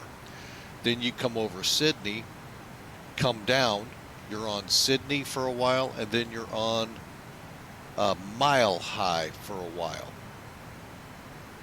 So again, we can track it VOR. Now, yes, before you all say it, we have an INS system on the older planes as well. You could find the fixes for these, get the cords, put them in. It's not that easy. But that information is out there, folks, and they did do that when needed. But they can also fly it this way. VOR to VOR, NavAid to NavAid. Using DME, they can tell you off of Akron, Bonto, Libby, and Lander. Off of Hayes, Yaqui, and Sydney. So you can see how that all worked. That's how they did it back then, folks. I still haven't gotten an honest answer out of my navigator dad how they actually went across the water without INS. You heard it, without INS. They did. He was a navigator on a C-141 during NAM. INS was just in its infancy, folks, and not in all planes. So they were crossing the ocean. If it was me, the Bermuda Triangle, no, it'd be called the Schmidt Triangle, because I'd get lost every time in it. So anyway, so the old style navigation we have as a backup on this plane. It's old. Alright, folks, so right now we are 79 miles from O'Neill. and then we got to go on to Yankee, and then on to Sydney.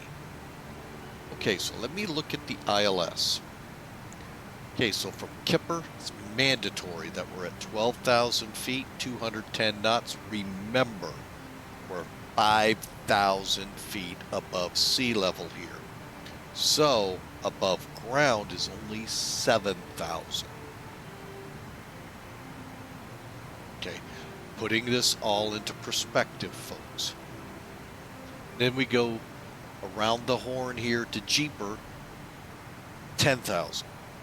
We're at 5,000. We'll be joining the ILS there, just under 20 miles out, tracking in. So keep that in your mind when you fly to high altitude places like Denver, Bogota. Soon we're going to go to the highest commercial international airport out there, La Paz, in Bolivia, up on the top of the Andes. So folks, we're going to be at 13,000 MSL there. So again, you got to keep that up here, because when you see, okay, being at 210 at 18,000, well, what? That ain't too bad. Yeah, if you're at if you're landing at 12,000 or 13,000 MSL, guess what? You're at 5,000 above the ground, folks. You don't want to be going Mach speeds. It's not easy to slow down. So, anyway, I digressed. All right, so approach transitions. We're coming in Gipper, Havy, Jappy, J-Dizzle, Jeeper. 18.4 off the localizer DME, 10,000 feet. Missed approach, you can read it for yourselves. And we need transition at 18,000. That's a no-brainer in the U.S. Simultaneous approaches if they're busy on the 17s, the 18s, potentially even the 7s and all. So folks, there's a lot of runways here. They're all spaced apart safely to use them all, because it does get kind of nasty in the winter. And with a lot of airports we go to, folks, as we look out the window at the Pappies, they may not match the glide slope. Just, that's what note 3 is there. Okay? As long as we maintain 9,200 feet around the Denver VOR, we're at a safe altitude. Unless we're on our approaches. Here's our stair step down from Jeeper. We will have Pappies on the left on a Mulser. And where are we coming from? From Leeds. Approximately 5 miles. This airplane we're going to probably be right at about 2 minutes to take, at about 800 feet a minute descent, feet per minute coming down. Okay, localizers 111.1. Final approach 173. Leets 7,000.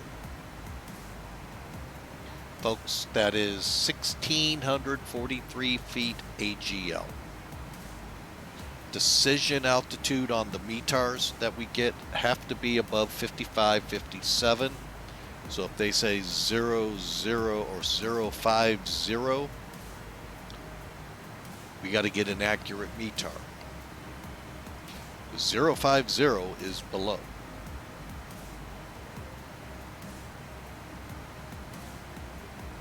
Alright, and finally, visually, half mile. And if we start losing things, you can see that there. So there you go, folks. There's your initial approach brief. Got a little ways to go here. Top of descent is 247 miles out. So let's get back over here. Performance. Let's go to landing. That ain't gonna be right. Alright, so hang on, let's go to Denver here.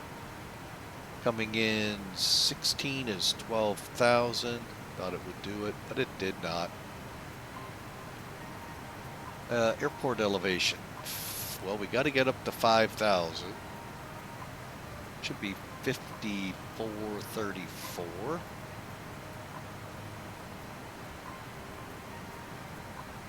And heading 173.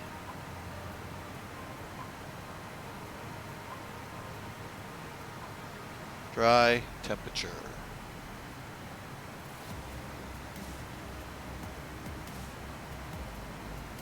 Temperature in Denver, 27 degrees Celsius. Holy mackerel. Let's go on the warm side today, folks. Altimeter 2995. Simulator is way off. 040. Are you kidding me? They had a wind shift. Well,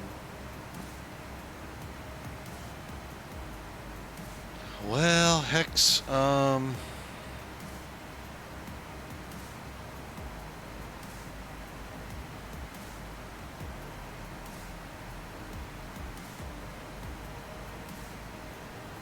the good news is we're far enough out to make this change without much headache.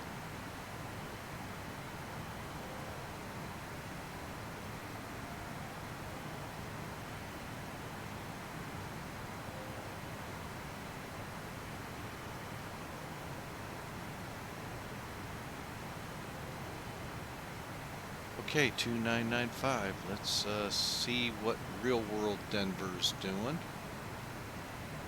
Are they still coming down, or what are they doing? Looks like they're funneling north. Yep, okay, so we funnel north. Okay, runway change.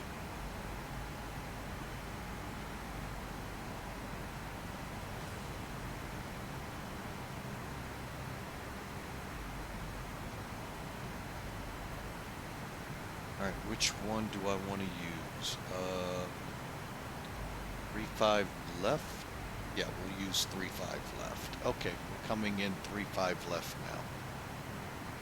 So that'll be 35. Try 27 040. Checking the weather one last time. 2995, weather 40 at 12. Temp showing 27. Okay.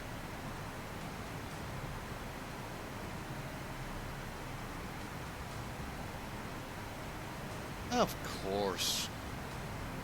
25 or 35 left.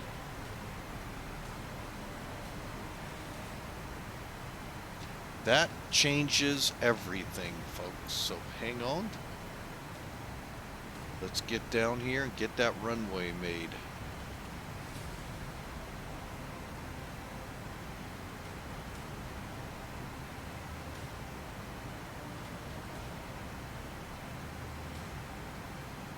Lander, Yankee, 3-4. ILS 3-5. Okay, now let's look at that. We got Krupp. I have no idea where Boss is. I have no idea where half this is.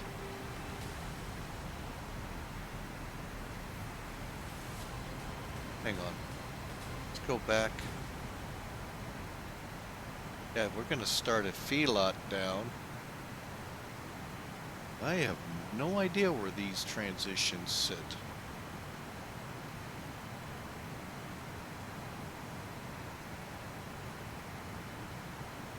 Usually I can find them. I have no idea. Oh, here they are. Boss.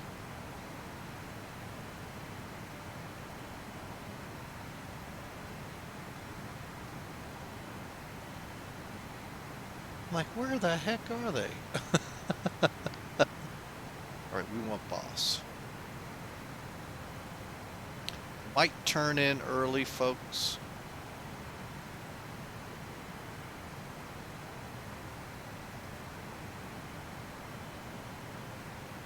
Okay. Execute. Execute. Lander is still 17,000, correct? Lander is 250. 250. That's the only sucky thing. Is now we had to change it. Oh, wait. 7,000. Execute. And okay.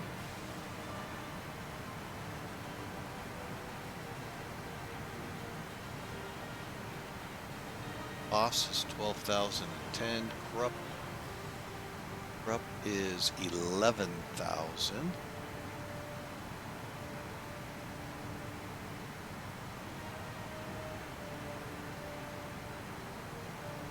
$10,000. Sully.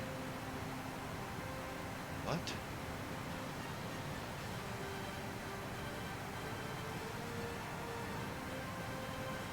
Oh, I see. Oh. Stop at Diamond? Okay, well, that's fine by me. And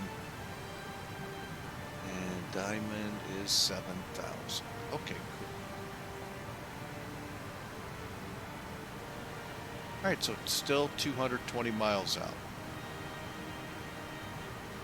Because we still got to make landers, which was the same either way, folks, at 17,000. So, alright, there you go, folks. We are now fully programmed in. Real quick, since we changed up here, 108.5 now will be the localizer. 353 heading north. We need to cross Damon, just to give you an idea where it is.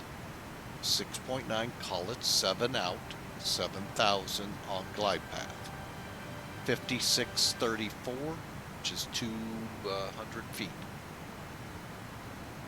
Alright, and then same rules apply. So basically we'll go, what we're going to do is just turn 180, maybe 175, and then swoop in either to up or and come in that way for visual.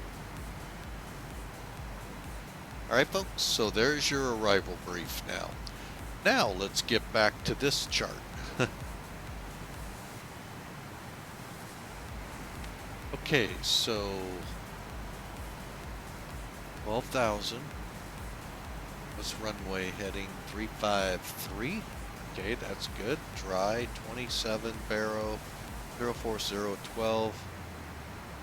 All right, so what this is telling us, we can use medium brakes and expect to have 4,000 feet left over. Set our speeds. So clean 247.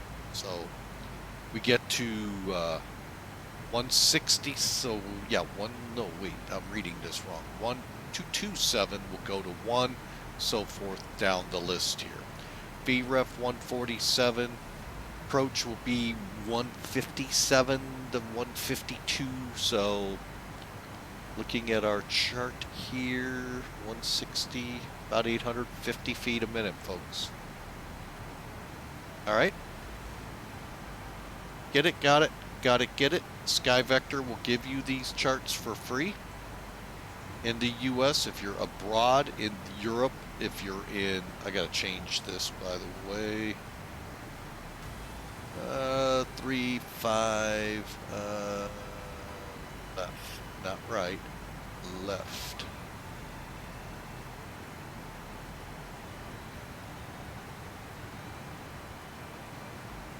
Arnev there. Boss. Okay. And like I said, we're gonna about right here is Fiat. Just go down, come around and hook it. All right. and Goose is gonna fry it.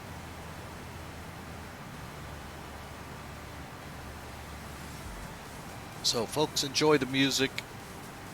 Gonna rest my voice a little bit. Sounds like it's having a little struggle of its own. But we'll see how these turn out. Let's get up here.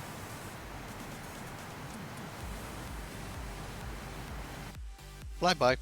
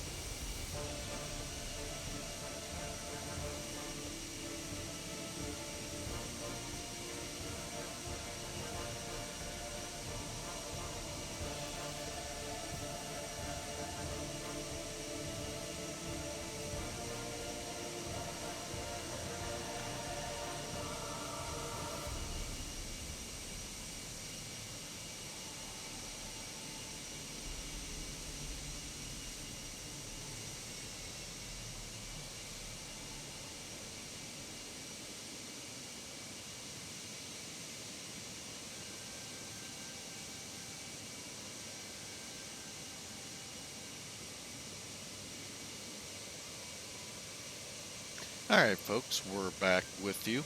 We're high above Nebraska, getting ready to head into Colorado. Let's hop back up into the office, getting a little chilly out there, and see where we stand.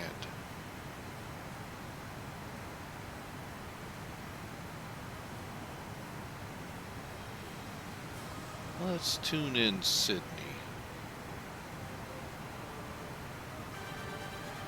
15.9.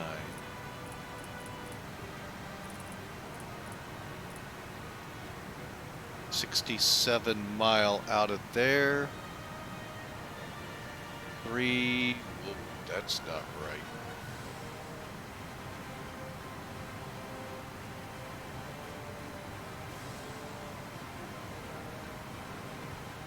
$350 from top of descent.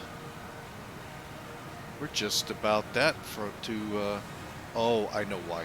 Never mind, I know why.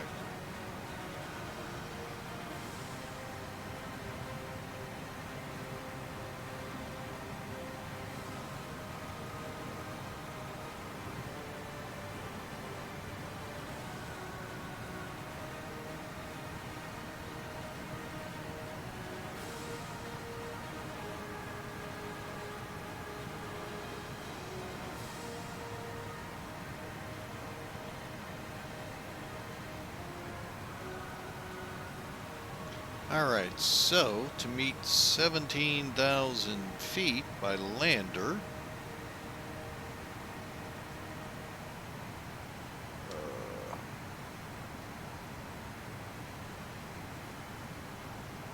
$57 so we'll call it about 67 out of lander, which we're not going to get easily.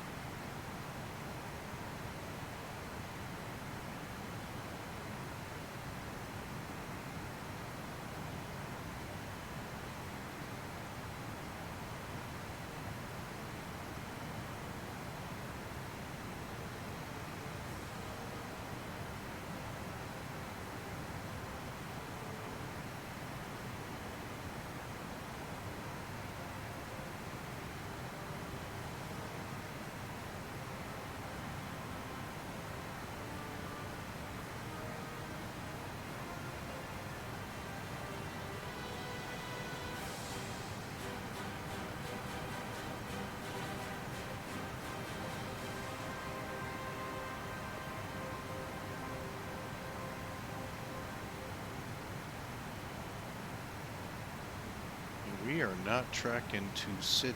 That is for certain.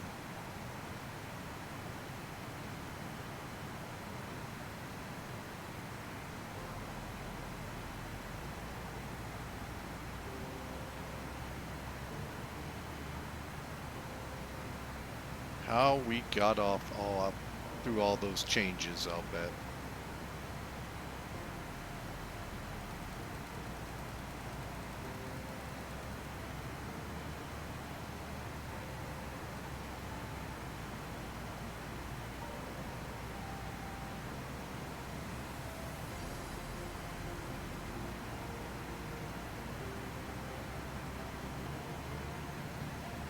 All right.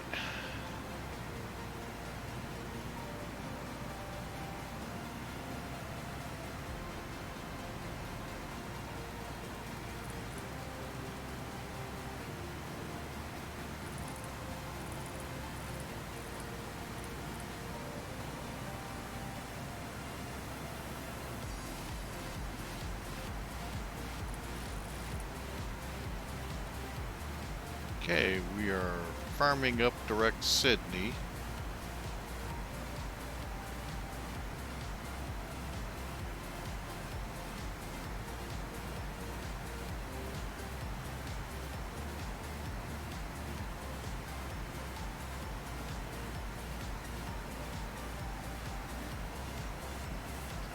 Now we're 30 miles out of top of descent. Okay, how far out from Sydney? So Sydney will start down.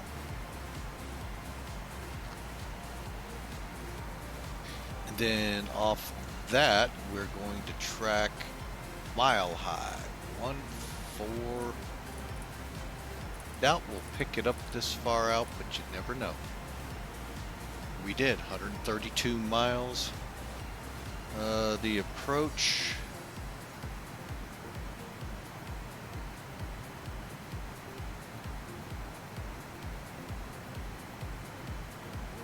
It's like a 214.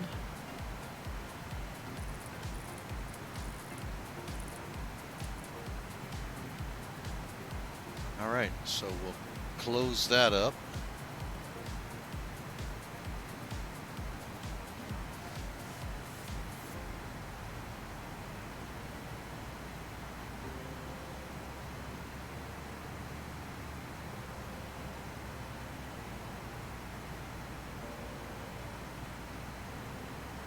Okay, and we're using 14.4.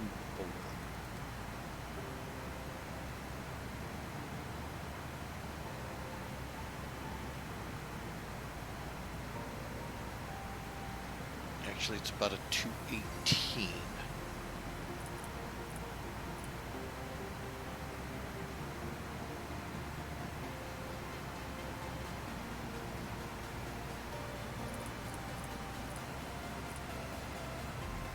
All right, 20 miles. Let's go ahead and begin. We can't. Because as soon as I said it, we start down. All right, let's see. Mile high. We have no centers in the area. We are on INS. Okay, all across the board. Is that about right? 121.30. Yeah, roughly.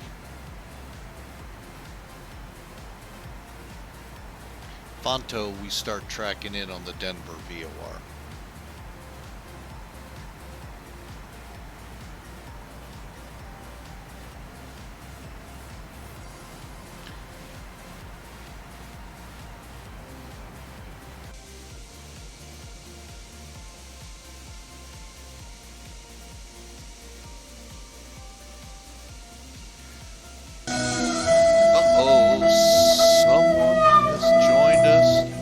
It is the Boondocks Saint.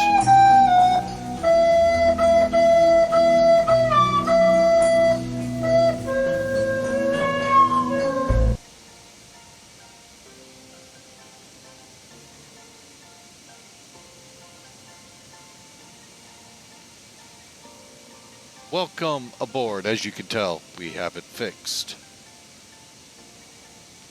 All right, we are very close to top of descent, folks, for Denver.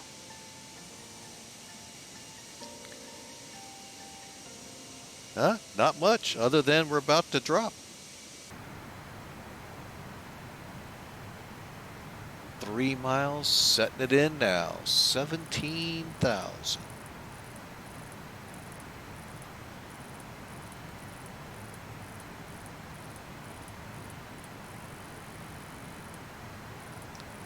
Heading in on the lander's approach. Okay.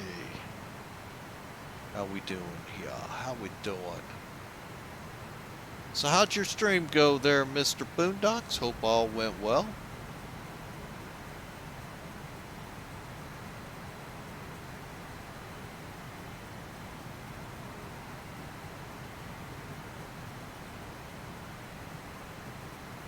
Okay, we are starting down.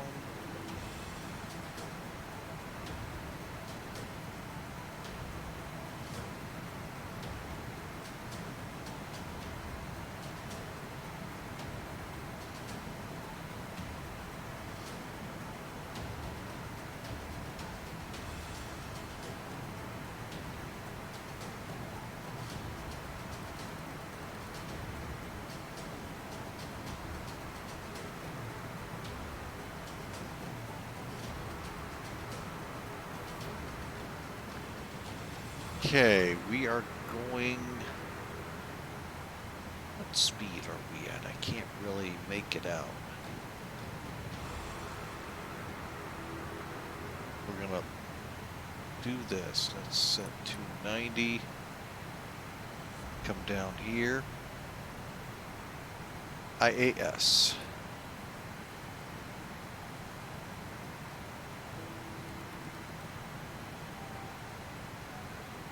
Okay.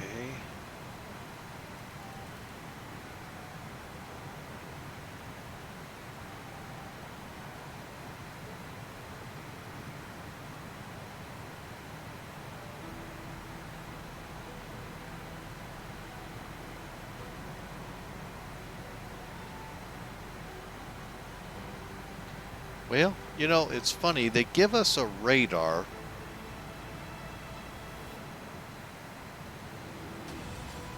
But no radar. I'm assuming, oh, there they are, and I don't show ever anything on them. No, won't be anything obviously today. Okay, so we're coming down at 290.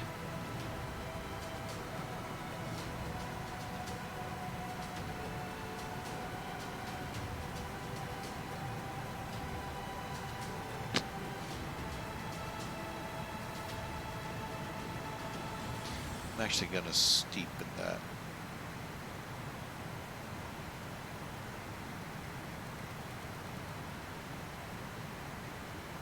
I want to make sure we get to at least the right height. 200 is decision altitude. There we go. And away we go.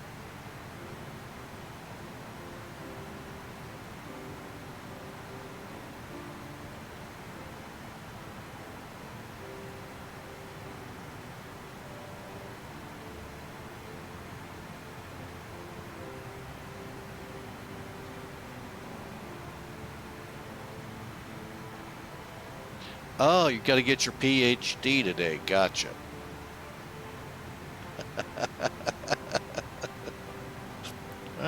Yeah, I guess we can allow that, you know. Dr. Boondocks is in. The doc is in.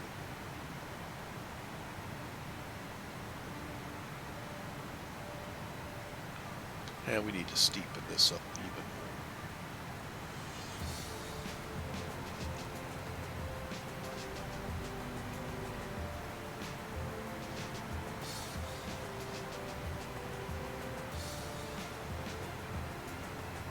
Okay, so we are through what now?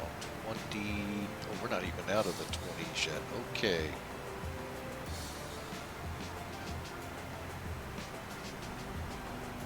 Alright, so 14.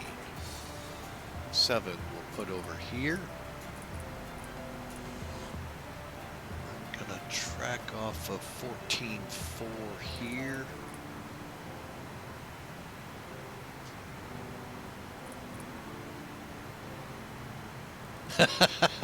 Dr. Law. Okay, too much information there. We'll. All right. Okay, so what we're looking for, Fonto would have been 327. Not really sure why Nightbot is not doing a good job here lately.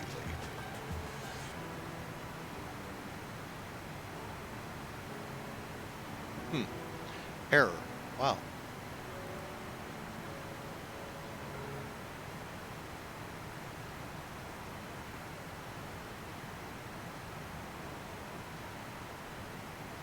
And let's get this set because I'm going to take over off of the INS here soon. Huh. Looks like Denver isn't going to be nice and give us METARs. Oh, they might be changing them right now. 53 after the hours when they changed it before an hour ago. So maybe they're in that process and that's why. Hey, looky there. Still set for the north runway. Okay. All right, coming up on 28. Approach 307.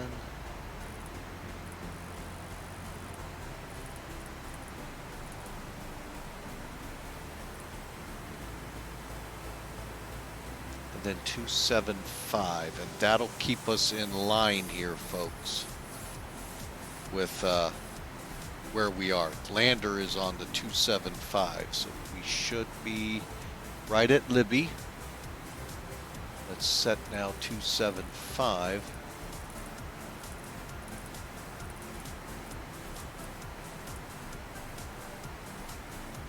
Okay, and we need to be on inbound 214.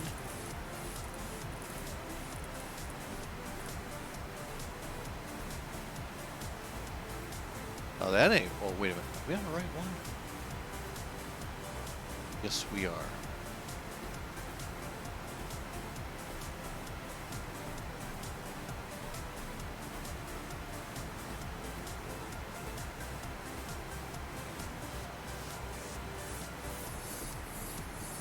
Okay, so here's when we'll be abreast of the on the 275 outbound radial of Akron, coming in on Lander. I wonder if this is still set. Can't be, because it was 214 off Sydney. 214, but it's a 218.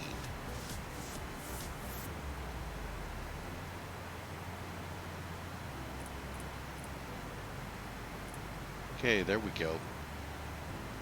All right. BOR. We're off the INS.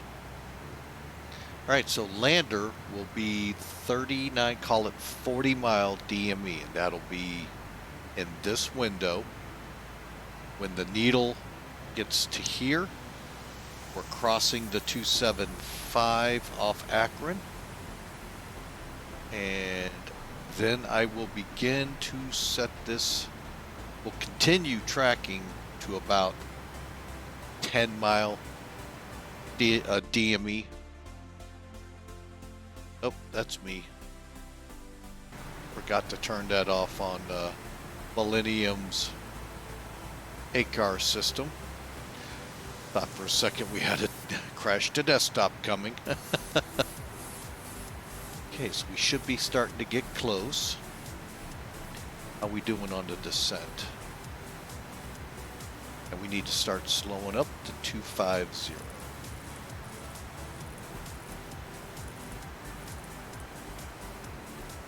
All right, speed brakes.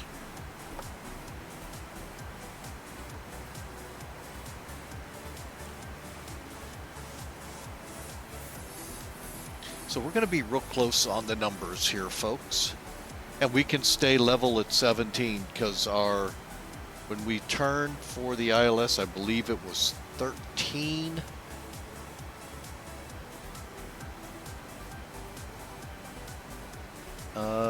Where'd it go? Where's boss? Oh, there it is. 12,000. So yeah, we can hang at 17 probably through most of this.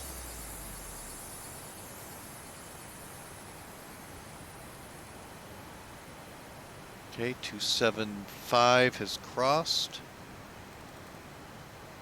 And we're still a little up there, but that's okay. Coming into 250, speed brakes off. All right, so there you go, folks. That's how we're going to be flying it now all the way in via the VOR to VOR stuff. So, mind you, we'll switch to, oh, wait a minute, we're on heading. Now we're on VOR. But we'll track it down, like I said, about another 30 or so, well, 25 miles or so.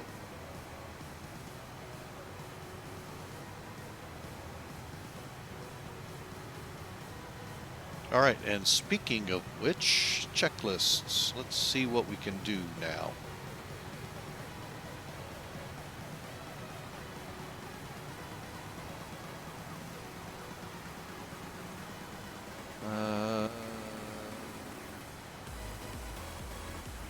Let's get the updated information in here. 40, 12, still the same, still the same. 27. Still all the same. Cool. Alright, so we'll go here. Checklists. Alright, seatbelts.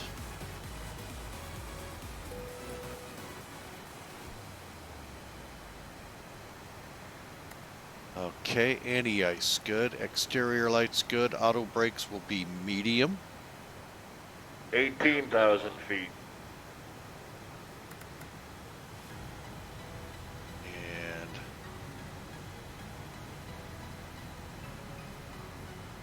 I think it was 2995.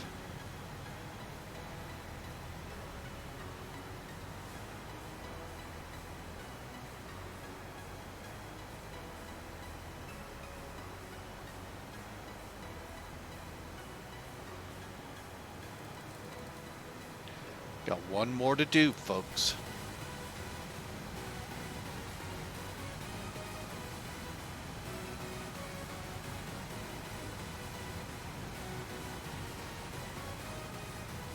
Okay.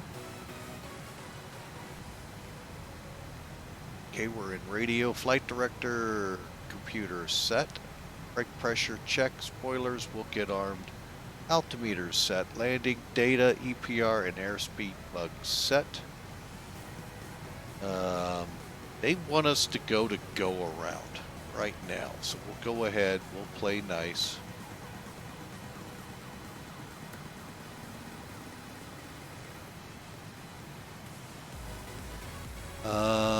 Cabin altitude checked, and we're good.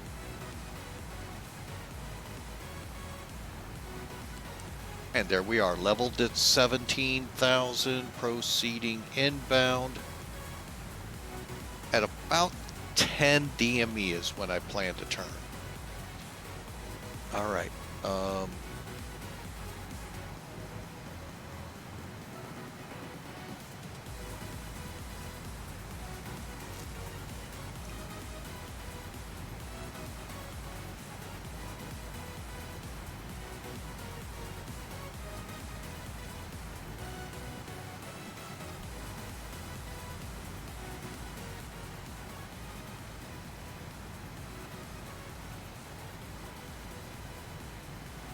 And let's get outside, folks.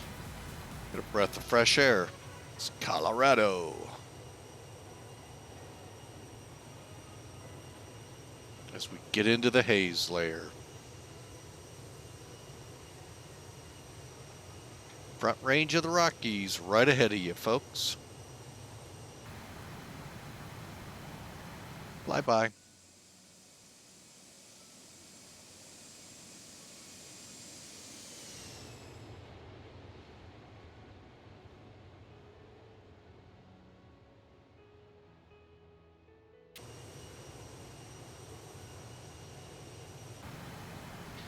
All right, starting to see the clouds that may become thunderstorms. I don't know the forecast out here, but who knows?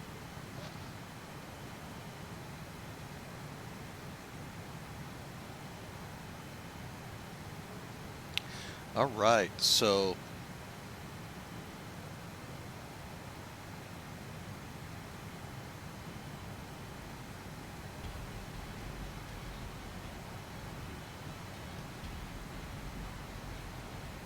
all right, there's our 10-mile mark.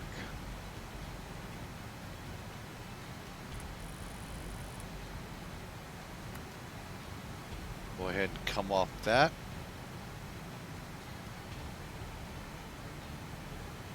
Just gonna change some things up here. So this is reading our DME to there.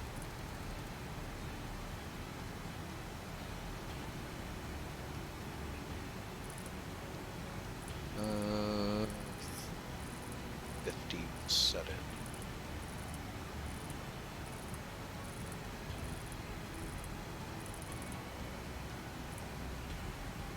All right.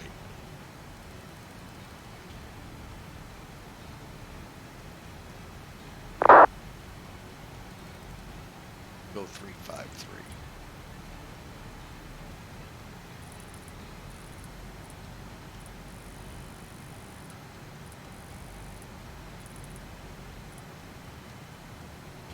We're looking for 108 5.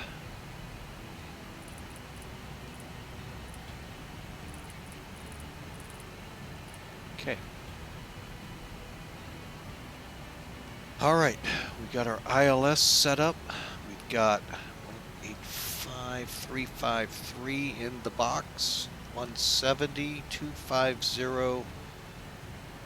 Boss needs to be at 12. We got a little ways to go.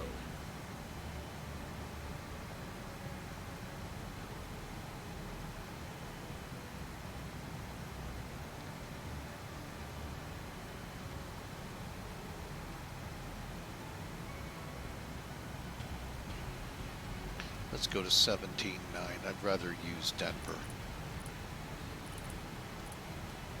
Even though I've got Falcon along the way, all of these will help us down to 12.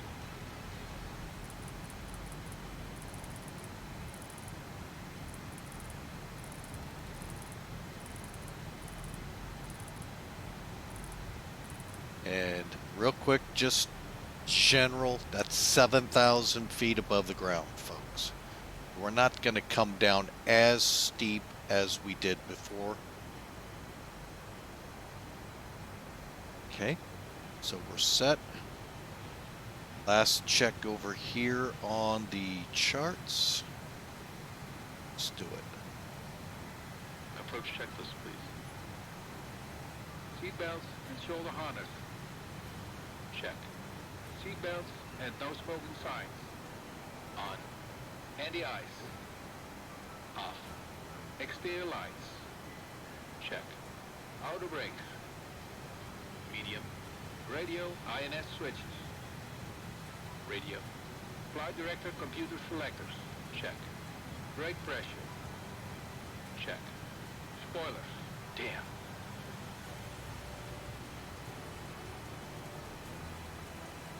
Altimeters. 1014. Set and cross check. Landing data, EPR, and airspeed bugs. Set and cross check. Seatbelts and shoulder harness. Check. Fuel panel. Check. Fuel heat. Wait.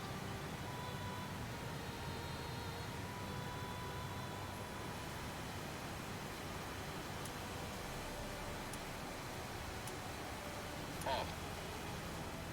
EPR computer. Go around. Cabin altitude. Check.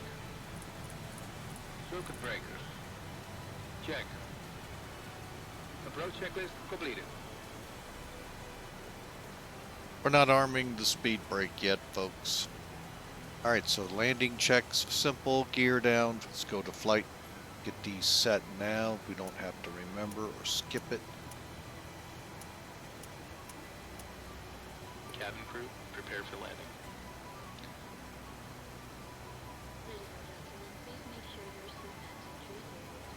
Okay, let's go to here.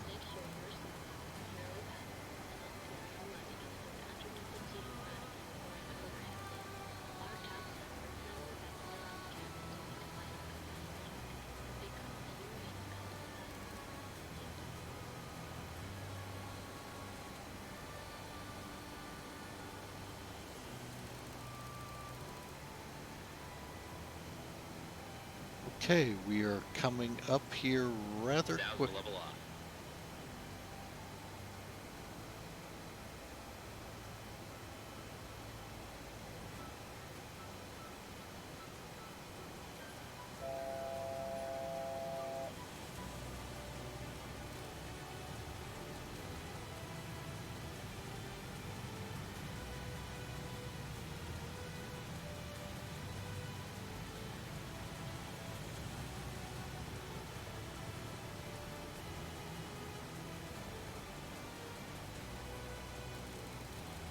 Okay, we're at 220. Leveling off. And I am thinking about making the turn in.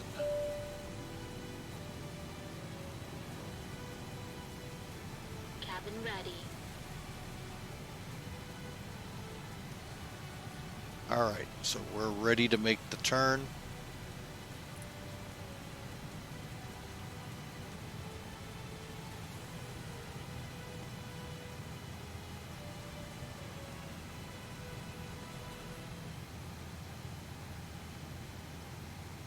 Okay.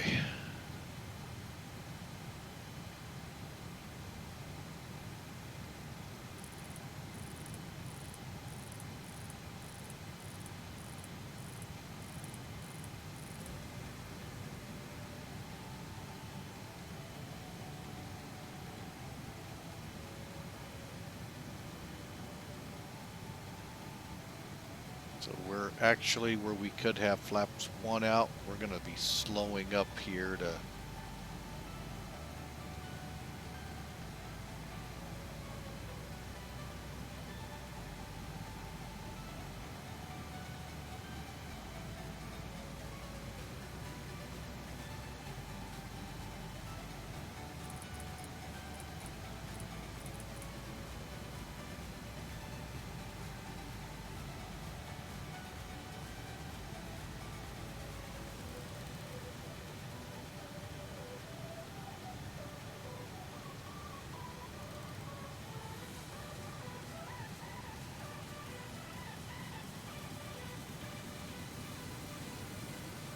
Okay, 1085, 2353.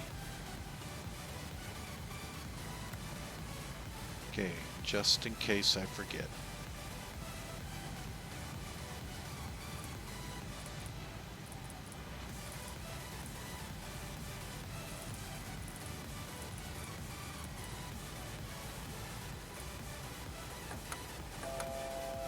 Flaps 5. Flaps 5.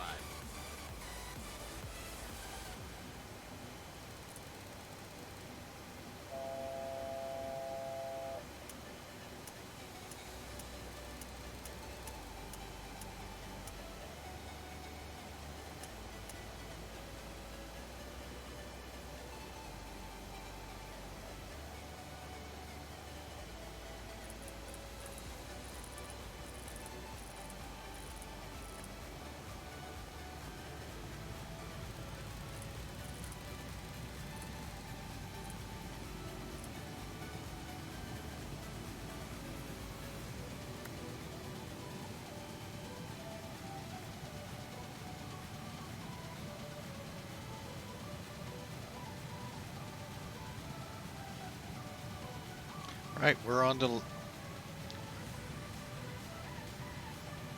Denver traffic. Northwest or Mac Air 570 is 20 miles south of the field on the localizer, 35 left, full stop. What the heck is my call sign? Dang it.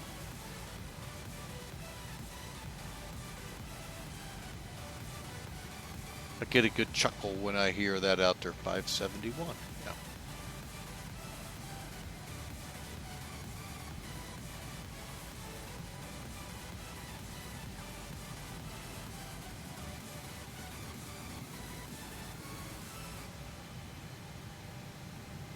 All right, folks, we are fully, well, not fully established yet, but we got flaps 5.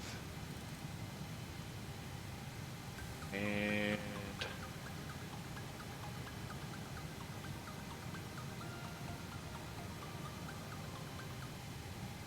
we're going to go ahead and kill that.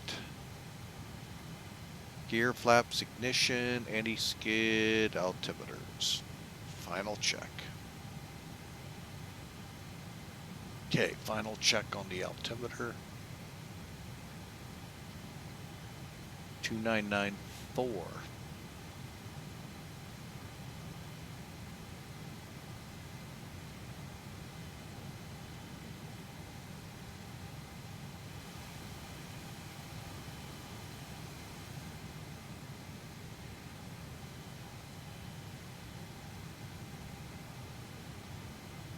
Okay, flaps are 5. Go ahead and arm up the speed brake.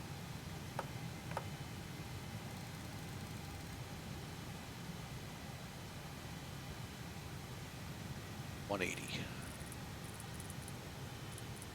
19 miles out.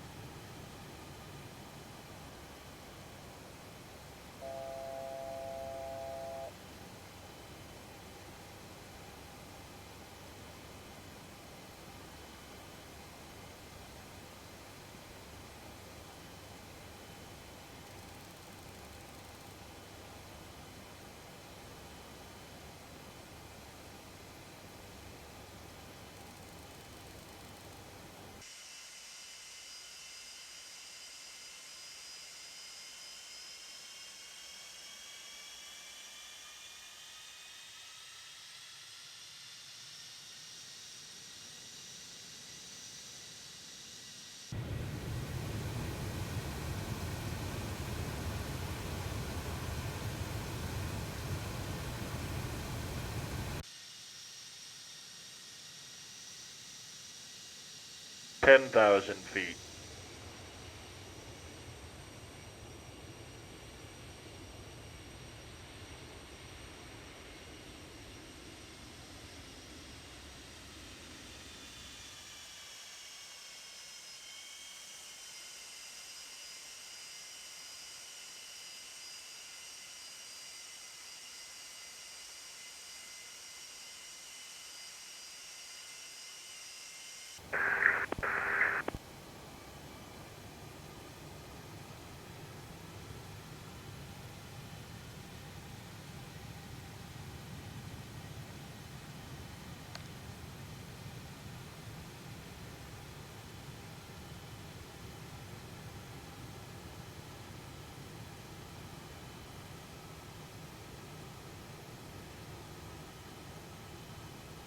And I picked the wrong day for this short of a flight.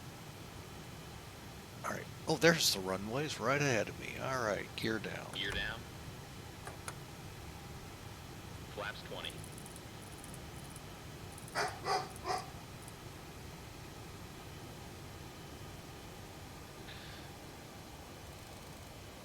Wake up call for all you out there. We're Gear about to down. land. Green light. Denver traffic, Mac Air 571, approximately 8-mile final, 3-5 left. 2,500. And it was also to wake up the pilot. Hey, time to land. All right, here we go. Landing checklist. Gear. Down and check. Down and check. Flaps. Hold on. Flaps 25. Flaps 25. Flaps 25. Ignition. Flight start. Flaps 30. Anti-skid. Check. Altimeters. 1, 0, 1, 4. Set and cross-check. Landing checklist completed.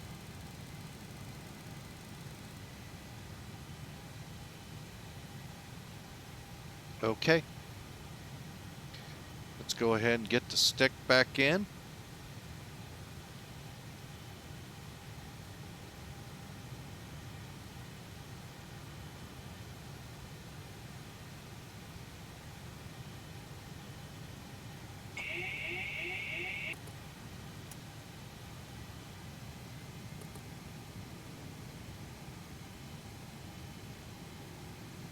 Plane is mine.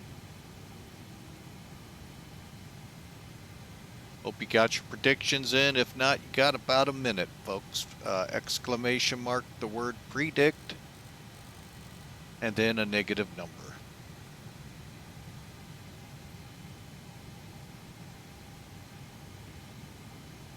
One thousand.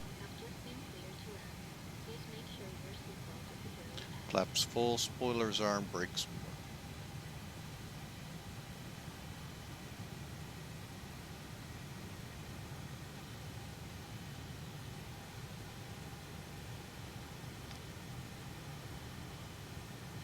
Sorry, folks. Unruly cargo in the plane in the name of a 140-pound dog. Right, on glide path stable, landing. Okay. 500. 400.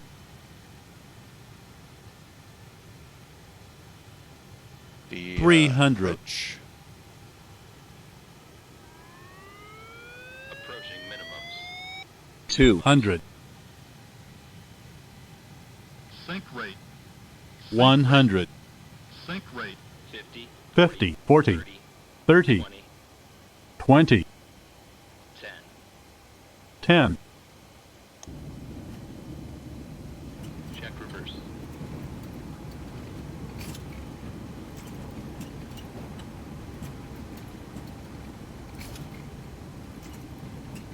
Welcome to Denver, folks.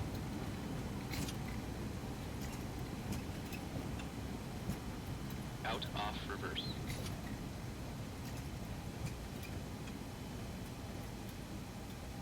Auto brake off.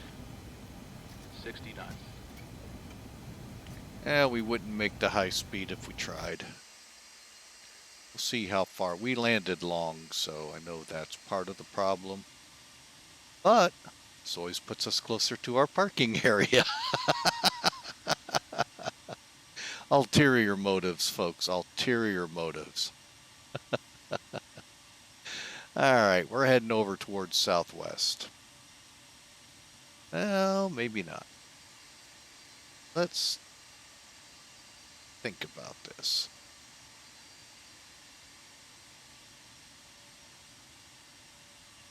Yeah, I think we will.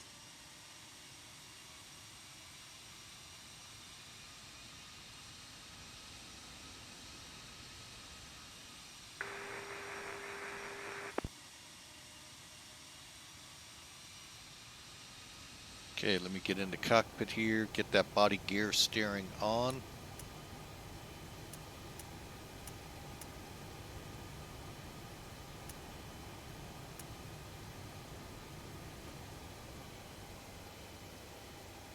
Okay, let's clean up.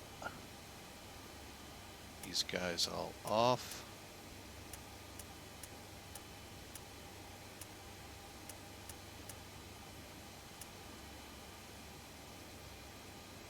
Off. And over to here to where we go to manual.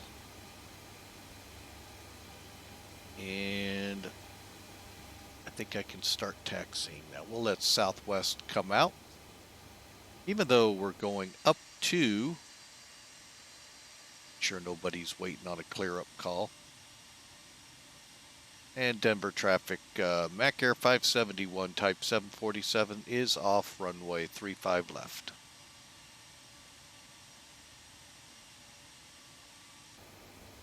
Flaps up. Okay.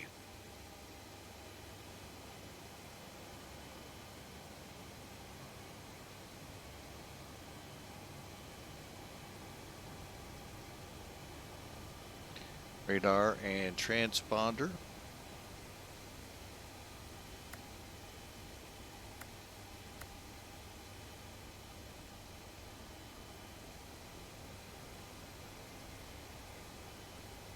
Actually, we'll just come off this one, folks. I keep forgetting to use it after landing. Brake pressure, body gear, auto brakes off. Radar transponder, stabilizer.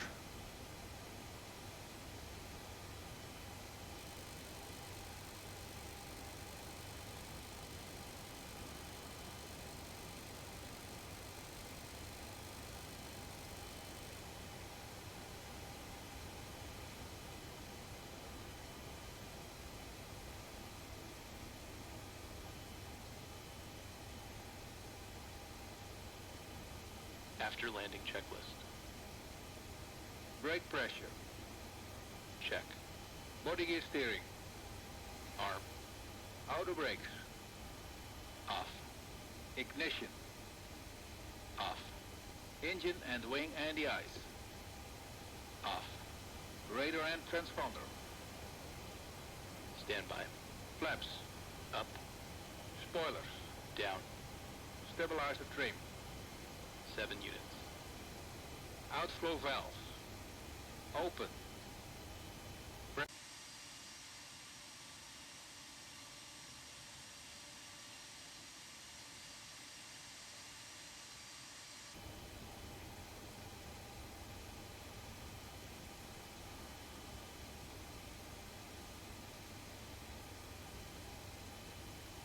After landing checklist. Brake pressure. Check. Body gear steering. Arm. Auto brakes. Off. Ignition. Off. Engine and wing anti-ice. Off. Radar and transponder. Standby. Flaps. Up. Spoilers. Down. Stabilizer trim. 7 units. Outflow valves. Open. Pressurization mode selector. Manual. Aft cargo heat. Wait. Off. APU. Check. Checklist completed.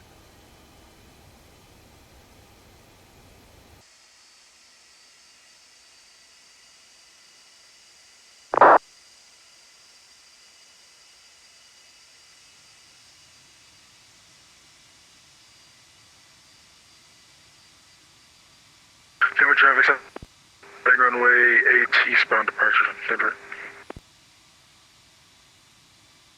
Alright, I think we'll just park over here, folks, since they're set up for us.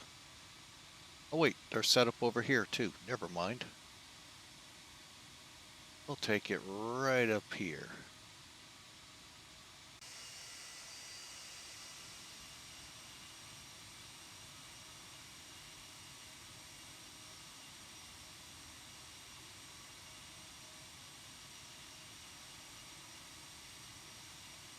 Alright folks, we are coming into the gate. Looks like Bravo 42W.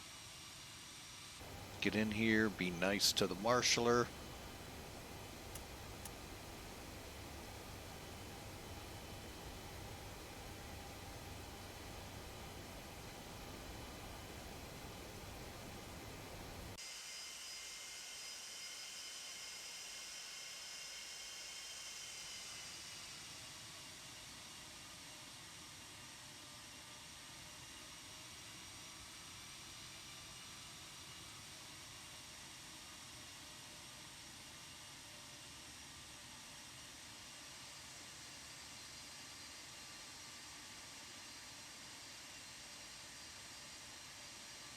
Oh, we did that.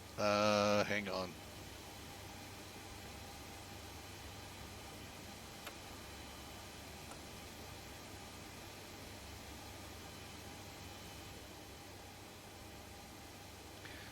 Alright, didn't say brake set. I hate that. Cockpit to ground. Put the chocks on.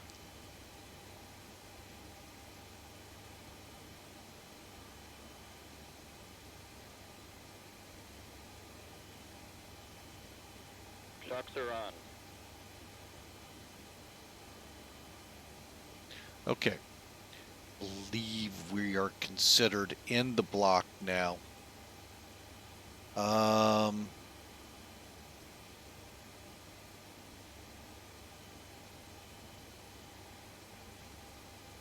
Didn't I just do that one? Oh. Okay, up here.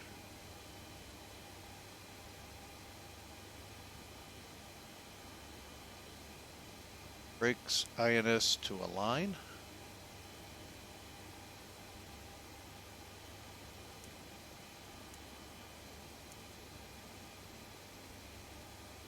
Alright, beacon lights. Alright, so we're good to shut.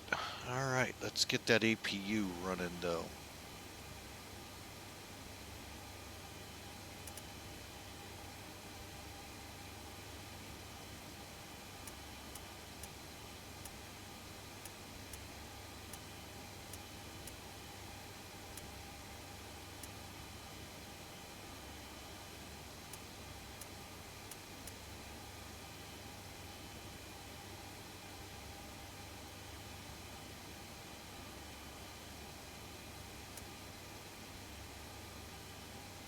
Okay.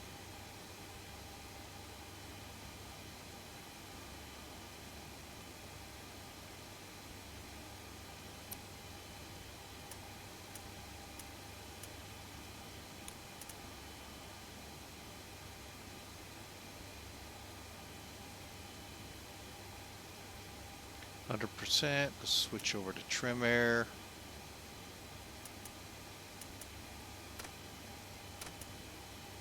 Okay, cleared to shut her down.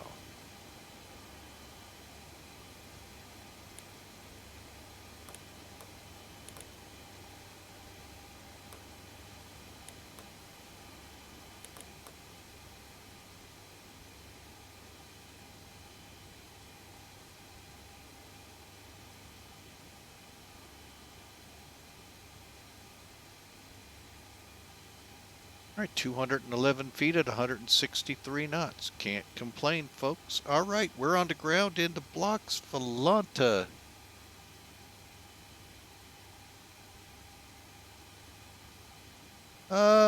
Yeah, that would be pretty cool there, Boondocks. We'll take a look at that. Yeah, because it does show in chat, or it should have. Let's make sure.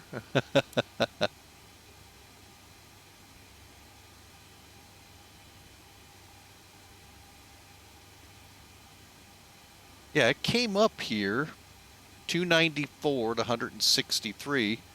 Then was you trying to say that will come up on the screen? In the actual screen there with it? Oh, okay. That'd be cool, other than just on the chat box. Yeah, I'll hit you up for that. All right, so let's do the checklist. 4. All right, beacon lights off. Oh, let's start getting these jetways over here. Hang on a second. We would like to unask the plane.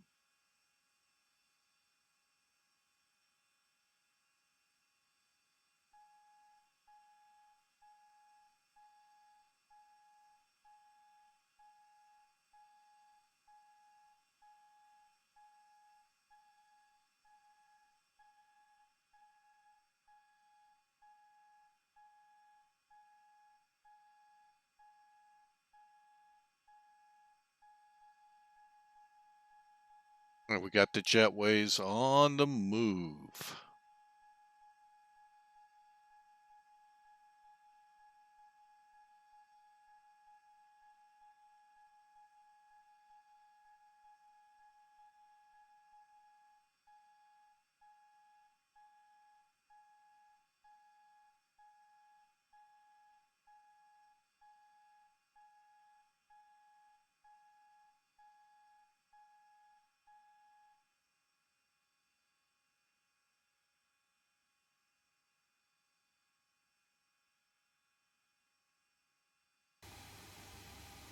All right, definitely need to get that beacon turned off. All right, anything else pressing? Beacon probe heat, pack valves, check. Fuel boost off. Valves closed.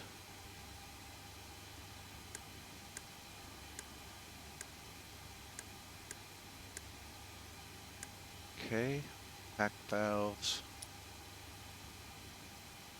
set.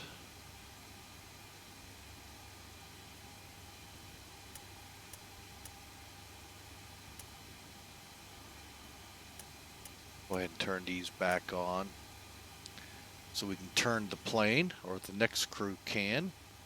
All right, I think hydraulic check, oxygen check, flight instruments, emergency lights off, radar off. I think it's off already. Okay, and off. All right, let's run it, and we're done. All right, secure cockpit checklist. Brakes. They're set. Beacon lights. Off. INS. Align. Probe and window heat. Damn. What? Oh, window heat. Did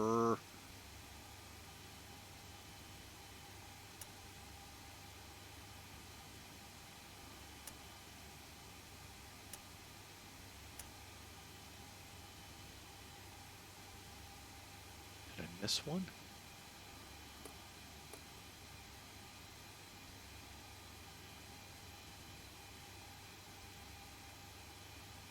Back valves. Check.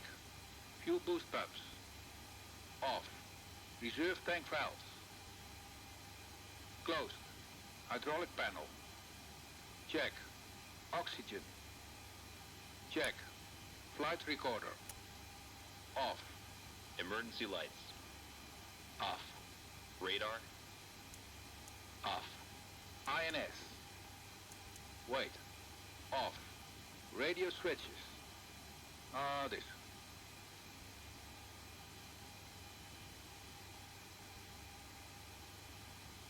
And that's it, folks.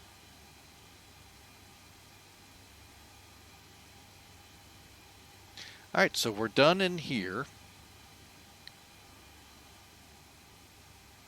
All right, so over here we'll go to ground.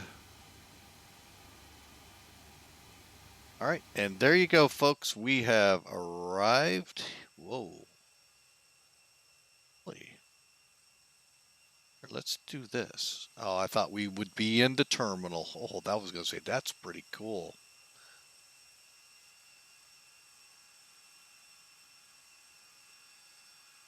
All right, folks, there you go, Denver.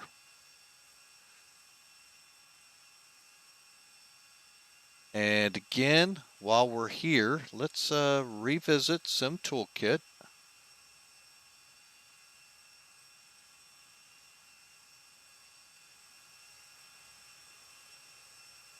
All right, and go to, landed at 294 a minute. Wonder where I got, oh well. All right, so we'll go to landing reports.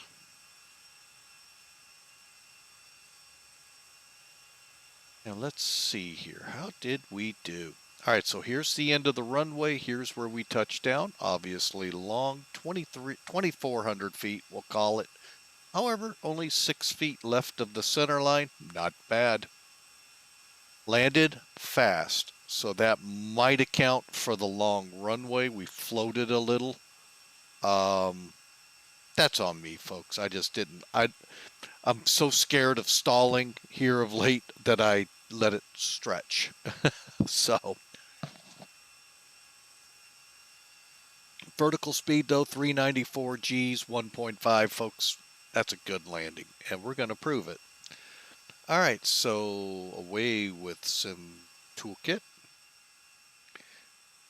And what we're going to do just to play it safe, let's close up those cargo bins.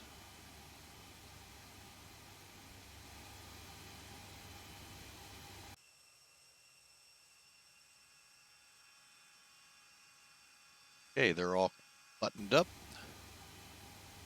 And, oops, I did something. I hate to think what I'm doing with the #1 key. Disconnecting from VATSIM though.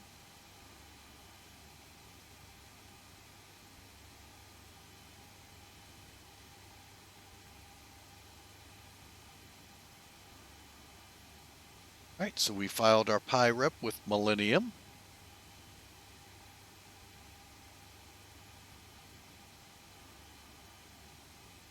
And Volanta had us at 211.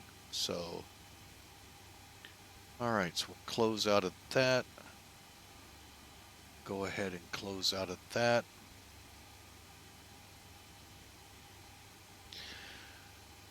And flight replay.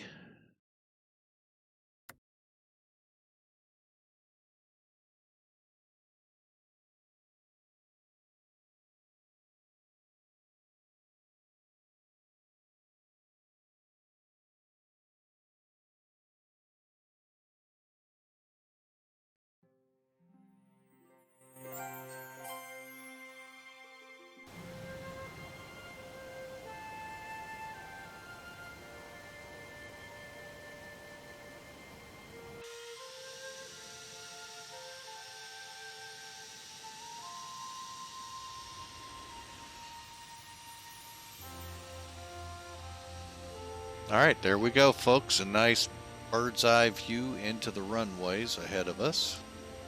Should be seeing the gear extension right there.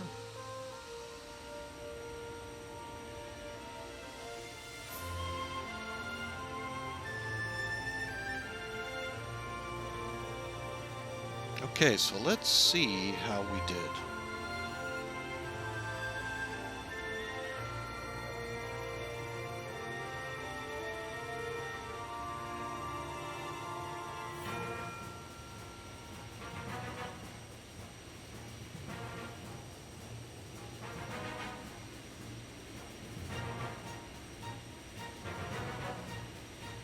Over the fence.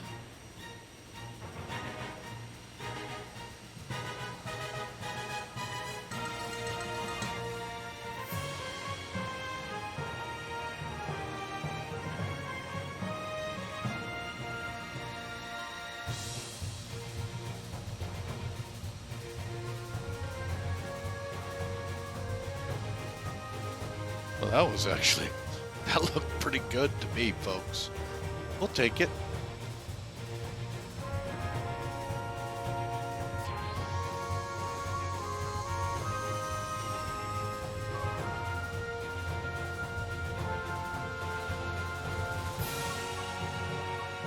Yeah, that really looked good. Wow. Much better than yesterday's crosswind landing in Cincinnati.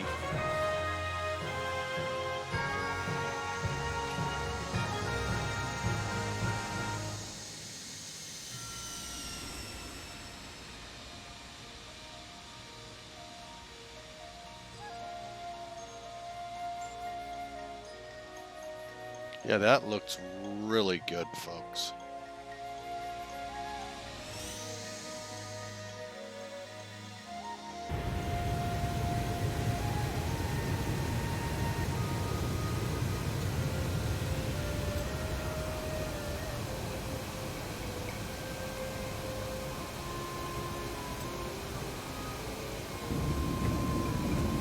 Man, you couldn't even tell in there what, well, you could by the sound, but that's about it.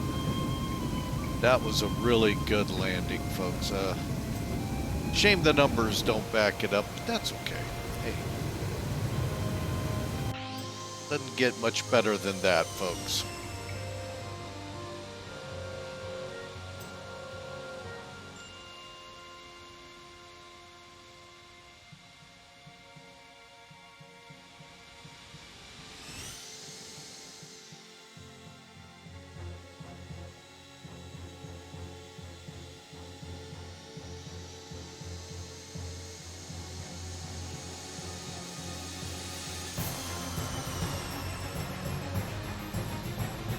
Pretty much right down the center line, nice flare, and pretty easy on the touchdown, folks. 3 stories up in the air, touching it down is not bad.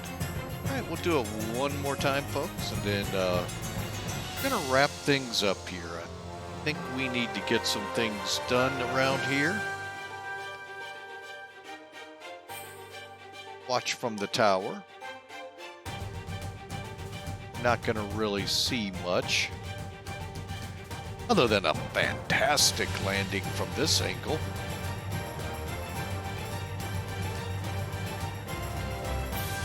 Barely see the plane. Anyway, folks, thanks for flying with Mike today. We sure appreciate you coming on board with us. Looking out there, I have nobody to hand you off to, folks, so bear with me a second here.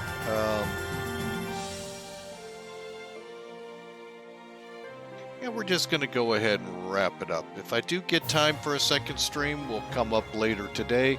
But for now, thank you for flying with Mike. Our next scheduled flight is Thursday.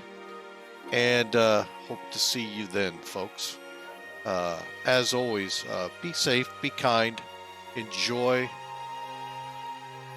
God bless you. Have a great day.